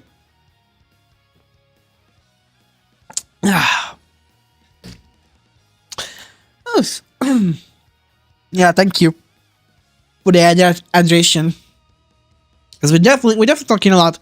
Hey, how you doing? What's breezing? How you doing this morning or this evening? We're just here rating every Musou games. Oh my god, almost done. I'm alright. Okay, that's good. That's good. Do you play any Musou? So, right now we got Warriors Orochi 4, just chilling VR chat. Oh, okay, VR chat is fun. VR chat is very fun. I also posted on my Twitter, the last picture I posted on my Twitter was my VR chat model, my custom VR chat model, which I love. And I'm glad a lot of people also they do like to see, it seems they like my model. Definitely, we should probably organize some VR chat hangout event one of these days, because my Discord does have a VR chat section, so that will be fun. Because yeah, VR chat is definitely fun. What is Orochi 4? We're gonna put Warriors Orochi 4 now. My god, I'll be honest. Warriors Orochi 4 on its own, it's a mess. I'm close from having a model in VR being made for me. Well, that's good. Mine is a custom, but it's not like 100% custom. Like it's not made from scratch. Mine. Eventually, in the far future, I'd like to have one, but I like one from scratch, but it's expensive as fuck having one from scratch in the future. So Water Trilogy 4, in my opinion, was really an insult to me, because like when they announced Water Trilogy 4, they announced that they will remove all the guest characters, basically everything that made Water Trilogy great. They took it off and they made it worse. Like, really, it's not even supposed to be called Water Sorochi. And this is terrible, man. Water Sorochi 4, it's an insult to Water Sorochi itself. The game is not about Orochi. The gameplay it fucking sucks. It's so easy. Literally one of the easiest Musou I ever played. And, I don't know. It feels so wrong the fact that they cut off most of the characters. They cut off like most of the characters, literally. What are we ranking? We're ranking the Musou games, which are Dynasty Warriors games. That's what we are ranking. We are ranking all the Dynasty Warriors games. And you go one shot. And you get one shot. Yes. And you get one shot. It's based all about being fucking one shot. There is no challenge at all. What is Trilogy 4? It's absolutely a mess. But Ultimate, the expansion, I won't say it's an insult. Because in the end, for Ultimate, made things a little bit more fun. They added back Gauntlet mode, which was in Water Trilogy 3 Ultimate. That was very fun. And they also added back some guest characters like Ryu, Hayabusa, Achilles, and Joan d'Arc. So that's a cool thing, but it was still not enough to make the game great. There were some new additions to the game, but in the end, they did not make it like so fun. I think, but I still don't think it's an insult for Ultimate. I think I will say it's alright. I'll just think it's alright, so it's, I will still avoid, personally, even though I almost 100% the game. Oh, here we are, Warriors Abyss! The perfect crossover! Whoa, okay. How many? Let me check how many hours I have on Warriors Abyss. Let's check. No, because I need to speak with facts. Like I had to speak with facts, you know, guys. Hold on, let me see if I can show you from here. There. I have to speak with facts. So here it is. Those are all my hours on Warriors Abyss. So, yeah, speaks for itself. It literally, the hours speaks for themselves. So, therefore, Warriors Abyss is like, in my opinion, one of the best Rogue Elites ever. If you love Rogue Elite, you should definitely play Warriors Abyss. Literally. It's definitely peak. Yeah, since you're new, I'm introducing myself. I'm Sakichi Nasada. I am a Musou content creator. I'm also a retro gamer, so I bring Musou and retro games. I started with playing Musou games. This is why Musou games are like very popular in my community, let's just say, but I also managed to branch out with other games such as retro. Retro games became like my second main content. So it seems a lot of people that are following me, not just for Musou. In fact, some people seems to come here and they wondering what are these games, which is crazy. I mean, hey, you know what? It makes me happy because like that's my goal. I don't want to be known just for those games. So it works for me. It's perfect for me, and I'll be more than happy to introduce you guys in this genre. So. What is the best is a Rogue Elite game, though. It's a Musou, but it functions like a Rogue Elite game. You play 80s. For people who play 80s, they probably know what I'm talking about. It's very addictive. I fucking love this game a lot, and I really wish they can continue adding content. So this easily goes on an S. What is the best goes as easily. is an easy yes. Warriors All Star? Oh my god. Warriors All Stars? It was an ambitious crossover, I'll be honest with you guys. The crossover Warriors All Stars started as something ambitious and something that could be great. It had all the Koei Tecmo characters, well, not all of them, but like it was supposed to include a lot of franchise. It had Zhao Yun from Dynasty Warriors, then Lubu, even Zhou Zhang from Dynasty Warriors. But you know what's funny? Zhou Zhang is a new character from Dynasty Warriors that was first introduced in Warriors All Stars, which is crazy, by the way, that he got introduced in this game. Because Zhou Zhang was supposed to be introduced... sorry. Sorry. It was supposed to be introduced in Dynasty Warriors 9. It was supposed to be introduced in Dynasty Wars 9, Zhou Zhang, but in the end, he got into Warriors Abyss in Warriors All Star first. And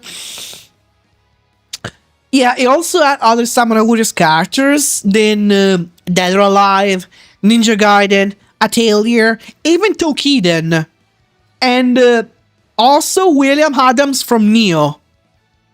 Like, it had everything. Oh, also had Deception, another Koei Tecmo game called Deception. So, and basically the main story was about furries. Yeah, I mean, basically like the unique characters from the game were furries. Like, not my thing.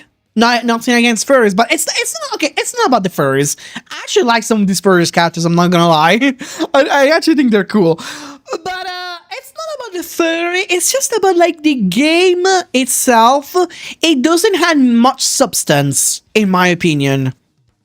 Like the game it still plays far too easy to me. And it doesn't have many playable characters. The story is lame. So I'm going to bed. Good night. Okay, good night, Nintendo. Thanks for staying. Have a breezy rest. So definitely, to me, it's an insult to Musou Warriors All Stars. I don't really want to see another Warriors All Stars again. And now Devil Kings. Now we're starting with Sengoku Basara. Okay, Sengoku Basara. The hack and slash that no one talks about. Sengoku Basara, it's a game made by Capcom. It's basically like a copy and paste of Dynasty Warriors. Some people will say it's a copy and paste, but I do believe Sengoku Basara, it's a good game of its own. And it's very different from Dynasty Warriors, in my opinion. Yeah, it's a bit of a parody of Samurai Warriors, but the gameplay itself is so fucking good. It's mostly based on combos. The characters are fun to play. There's quite a lot of variety. There is a lot of substance in Sengoku Basara, and the first Sengoku Basara that came out in English was called Devil Kings, which was a very westernized version. It's basically Sengoku Basara 1 Devil Kings, but turned into a westernized slop. So the gameplay mechanics is very different than Sengoku Basara 1, but in the end, it's still Sengoku Basara 1, just more with a more dark tone. I'm currently playing Devil Kings. I'm currently doing retro achievements on Devil Kings. I'm not gonna lie. It's fun. I like it. I will say it's breezy.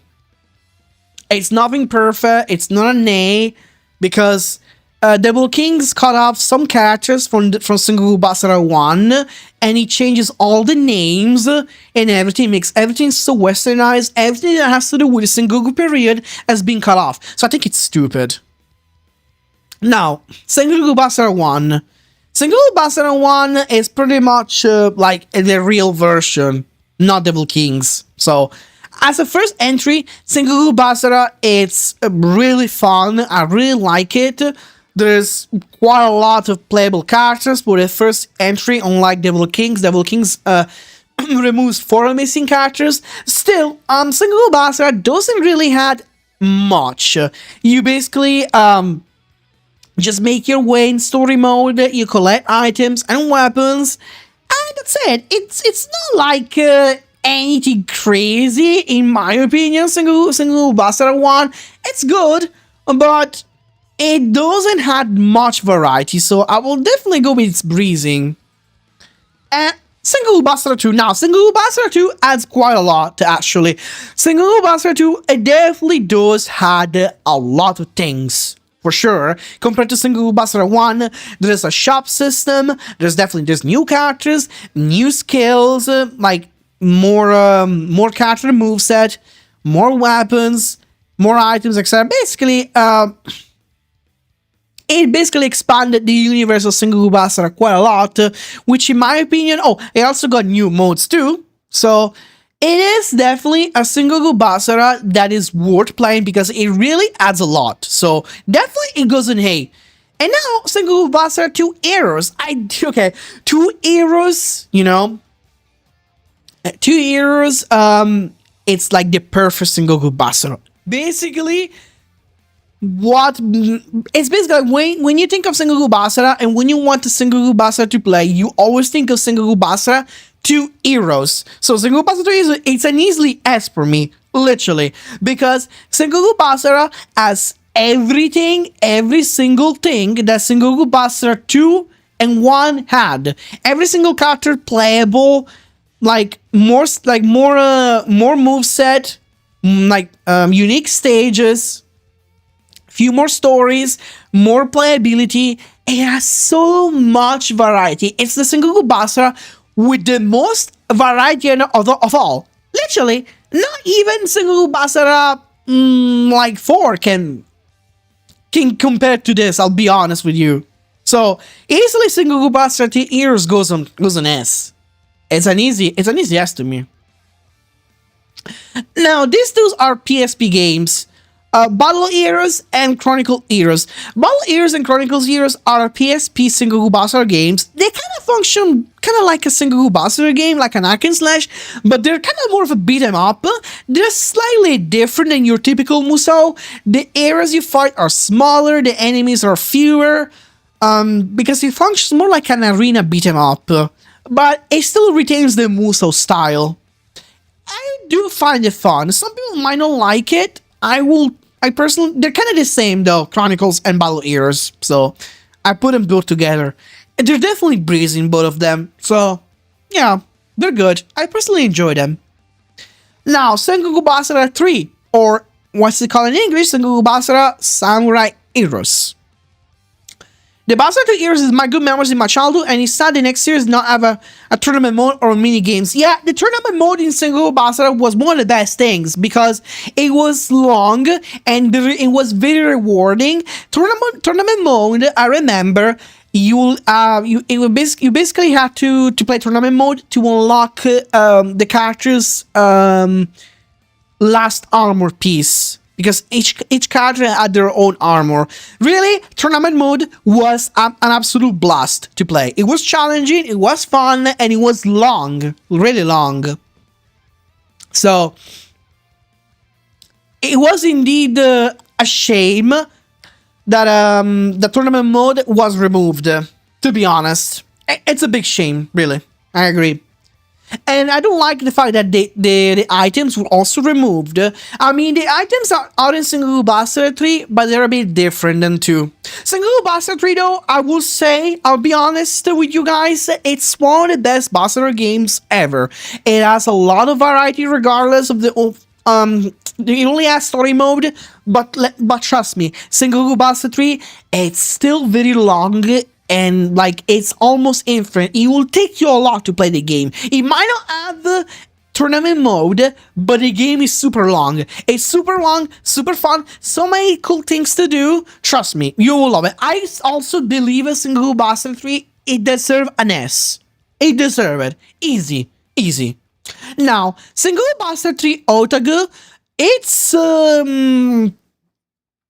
a spin-off of Single Buster 3, kind of like 2 Heroes is for Single Buster 2, but does that make 3 Otago better than 3? I don't know, to be honest. I'll be completely honest with you, I don't know, not really. Because 3 Otaku removes the story mode of Sengoku Buster 3, and the story mode of Sengoku Buster 3 was so fun. So, there's a lot of different modes in Sengoku Buster 3 Otaku, but it's not a bad game.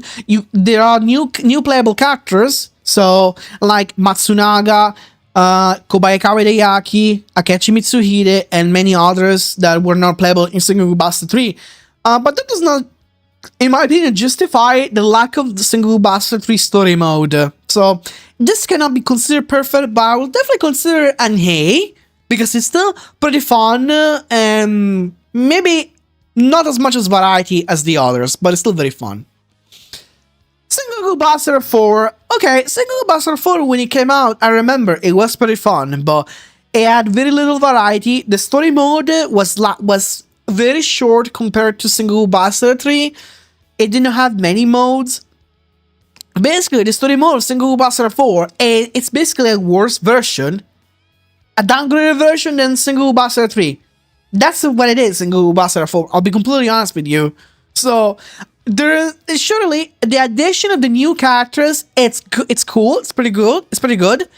What I don't like about Sengoku Buster 3 is the duel seems to remove some weapons design and other features that were very unique for Sengoku Buster in general. So, in my opinion, the show never removed the item system in Sengoku Buster 2. Sengoku Buster 2 had the perfect item system.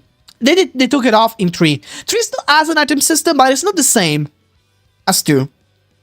And Sengoku Buster 4 completely removes the item system. For Infant Buster 2 Heroes, the story mode is not many characters than 2 normal, to Buster 2 normal, because in Heroes, they have anime cutscenes than the CGI in previous game. Yes, I know, Sengoku Buster 2 Heroes is based more on anime, but it's true, they removed the story mode of 2 into Heroes, but you know what? You know what I think? I think it's fine. I think the story mode in Sengoku Buster 2, it's not a big deal.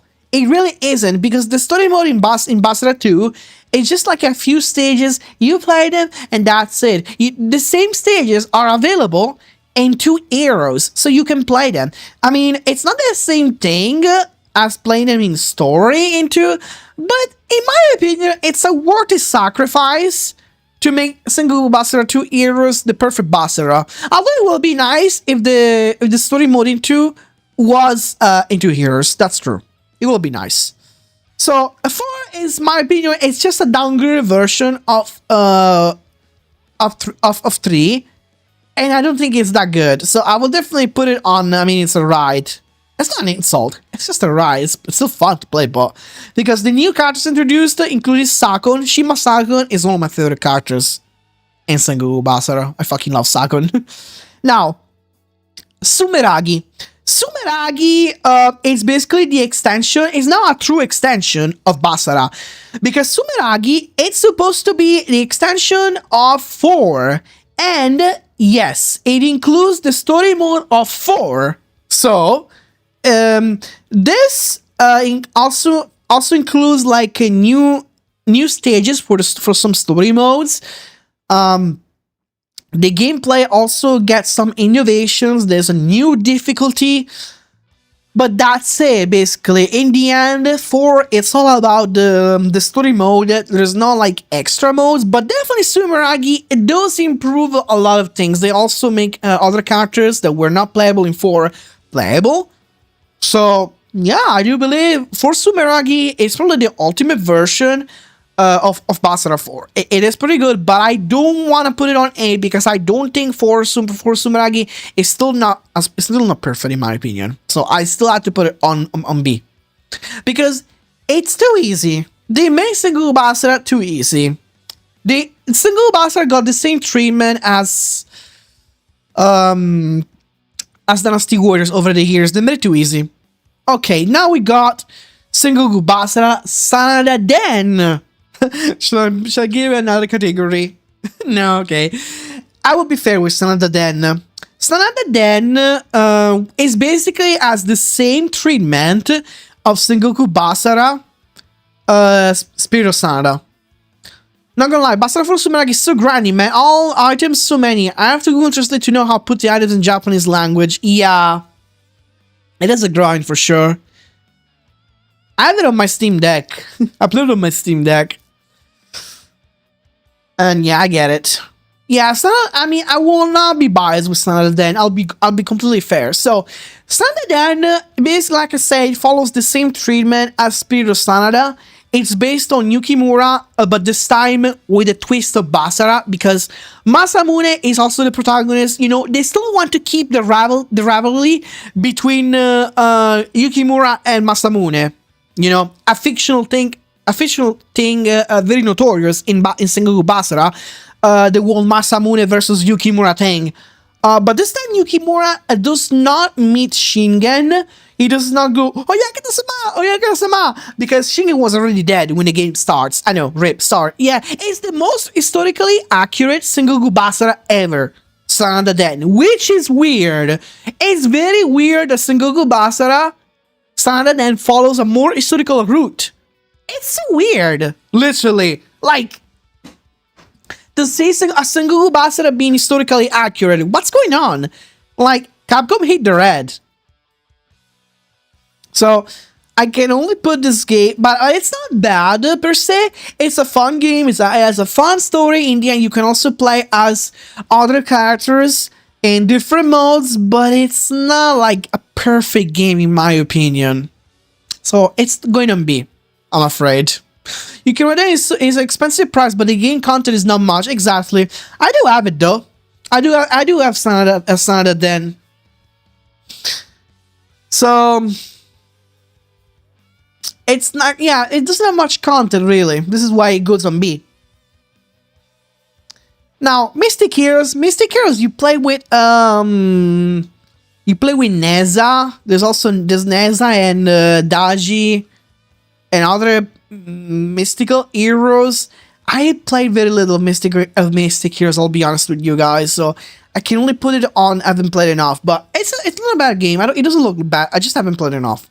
Dynasty Wars Gundam, people will kill me, but I have to put it on. I haven't played enough because I'm sorry. I'm gonna be real with you guys. I've not played Gundam series enough. Same for One Piece. I'm sorry. I actually want to. No, One Piece. I haven't. No, wait a second. No, I haven't played enough. The first Gundam.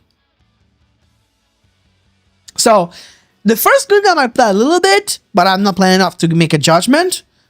And like these games, I haven't really played it enough. The One Piece games and the other Gundam games. So, Fist of the North Star 2, I want to play. Because I played the first game of Fist of the North Star. I actually like the first Fist of the North Star. I'll be honest with you guys, it's been so long since I played Fist of the North Star, because I only played it once, and that's it. Because back then, I used to love Fist of the North Star. I used to watch the anime quite a lot. So I played it, it was a good Musou, but I have forgot everything. But I've never been good. Legends of Troy is also pretty good. I played Legends of Troy. It's basically not exactly a Musou. Yeah, it is an hack and slash, but not like a true Musou. It's very gore too, so it is quite interesting. You play as Achilles or another legendary warriors during the period of Troy. It's not like anything crazy. I'll be honest with you guys. Like, the gameplay, it's fun. It's not something I will replay again. So I will say it's alright. It's not anything crazy. Arslan, I do want to play it. Berserk, I also want to play it. What is this? Entry? I don't know the series, but I think I watched it on YouTube. The series called Entry. I don't know anything of it. I've seen it before. I watched some gameplay on YouTube. It looked fun. I saw it was a Musou, so I definitely want to play. Kamen Rider, yeah, Kamen Rider also does have some Musou games, and definitely want to play. If it's Kamen Rider, I do want to play it. Tokyo Rumble. If I put Tokyo Rumble, it's an insult to Musou. Will I get beaten? Will I get beaten if I say it's an insult to Musou? Will I get beaten? I'm sure I will probably get beaten if I say Tokyo Rumble is an insult to Musou. I'll just put Tokyo Rumble on one to play. Fire Emblem Warriors, which is the it's not the okay. This is the sequel. I don't want to play the sequel of Fire Emblem Warriors though, because I played the first of Fire Emblem Warriors. Okay, so I played the first Fire Emblem Warriors and I really enjoyed it. It was fun, very grinding. It's not anything crazy because I'm not a Fire Emblem person, but like it's good. Just like not like I don't go crazy because I'm not a Fire Emblem person. But yeah, I'll go and it's alright. Guilty Gear. It has a Musou? Sure, I guess. I'd love to play it. Oh, this is Tales of Heroes. Tales of Heroes as a Musou. I actually I recently got the game, but I didn't get a chance to play it.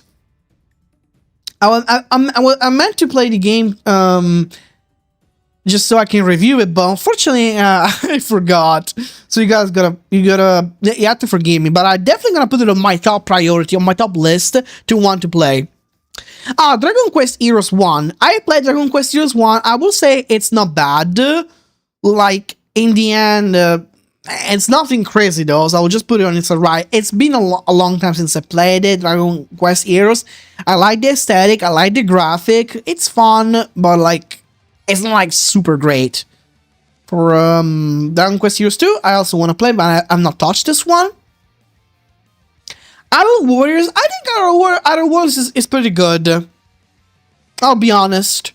I like Idle Warriors. I don't think Idle Warriors is a great game. So yeah, it's good on breezing. So I've not like played it a lot, but I played it quite a bit. Yeah, it's challenging, it's grinding. Yeah, it's good. Like, I'm not a Zelda player though, so I can't really comment much. But as a Musou, I think Idle Warriors, it is pretty fun. As this one, Age of Calamity, that's what it's called, right? Which is the sequel of Idle Warriors. I wouldn't want to play because I haven't played. Persona 5 Strikers, I always want to play it, but it's always discounted on Steam, but I never managed to get it. I don't know why. The Fate Extrella also, I definitely want to play this Fates game. And that's it, we're done. Wow.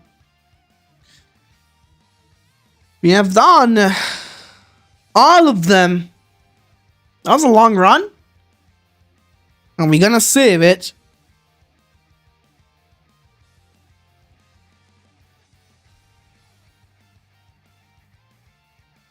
Wow. Wait, no. It deleted was some of the one I had it was deleted. They got deleted. The one I had it were deleted. What the fuck? Yeah, because some I had to add them myself. So they were fucking deleted. Oh my god. It's fine. It's fine. No worries. Not a big deal.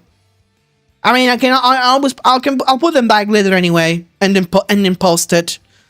So, wow. But yeah, that was pretty much everything so far.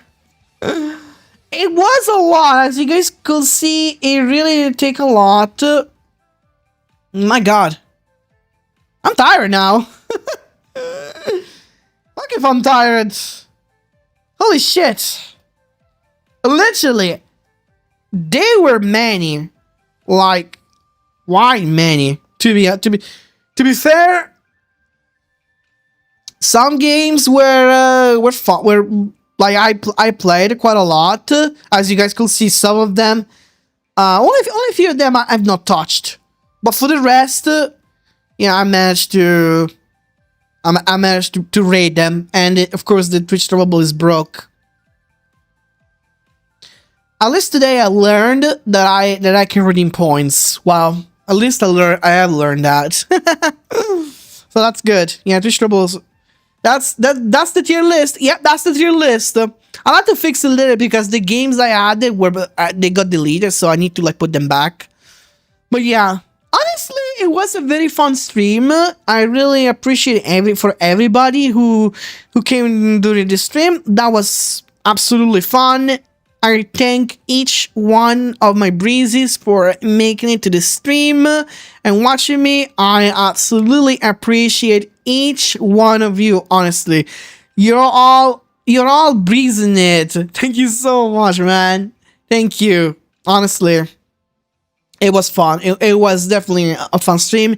Again, thanks so much for the 10K subscribers. 10K subscribers on the tube. That's a big goal. A big fucking goal, man. Literally. What a big achievement. And okay, here's some news that I'm gonna share with you. For those who have not heard the news. So next week there's probably gonna be a podcast which I'll be guest. I'll be guest of this podcast, and yeah, we're gonna talk about a certain topic that it's been. Let's just say it's kind of an odd topic, really. When stream section, I still want to watching you a little longer. What do you mean? I hope you still want to watch me a little longer. I mean, I hope so too. But hey, if you don't want to watch me anymore, that's fine. I don't know all anyone on a leash, so the Kitsune's Breeze is it's open, and people can come and leave whenever. Please watch me. So.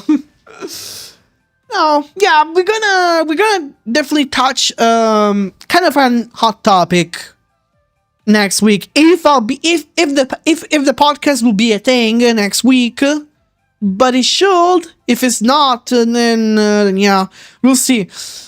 Twitch keeps breaking the stream for me. Really? Why? I hope it's not just you.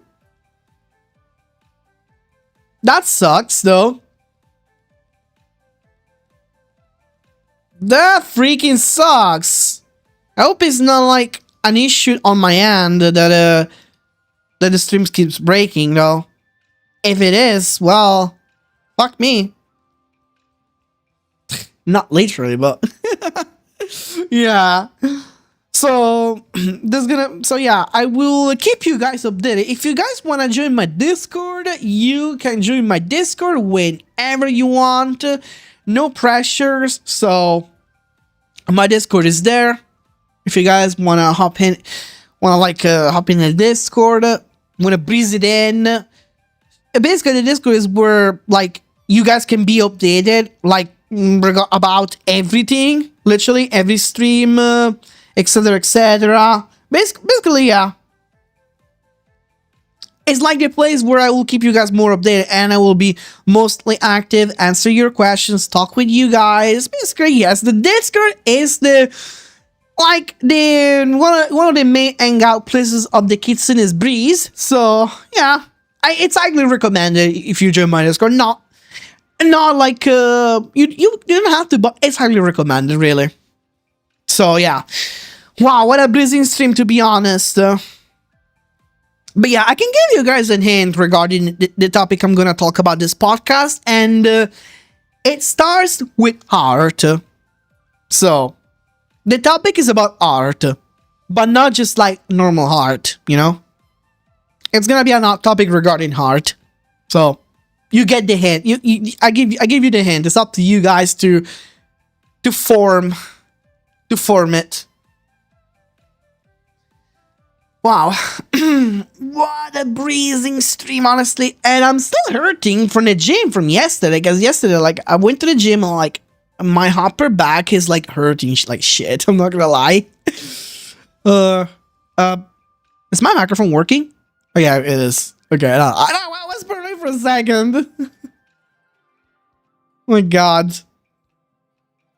Yeah, but for a second, I was paranoid. The microphone was not working. Never mind. So, again, I will definitely keep you updated for the next schedule of the next streams. Honestly, it was fun. As you can see, Dynasty Warriors 4 is definitely the GOAT. You guys should definitely play Dynasty Warriors 4. It's an absolutely must, honestly. Literally.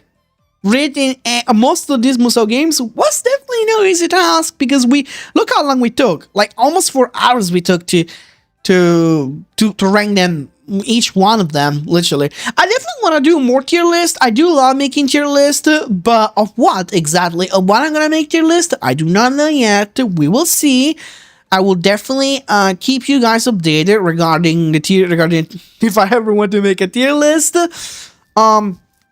So I really can't wait for the next week's stream, because we are definitely gonna breeze it even more on the next week's streams.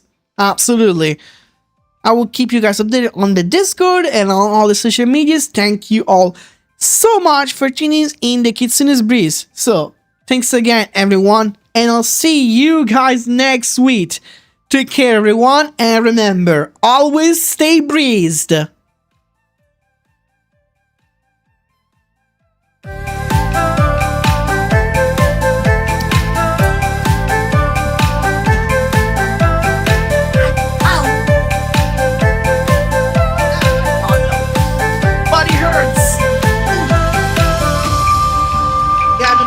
The mic is still on.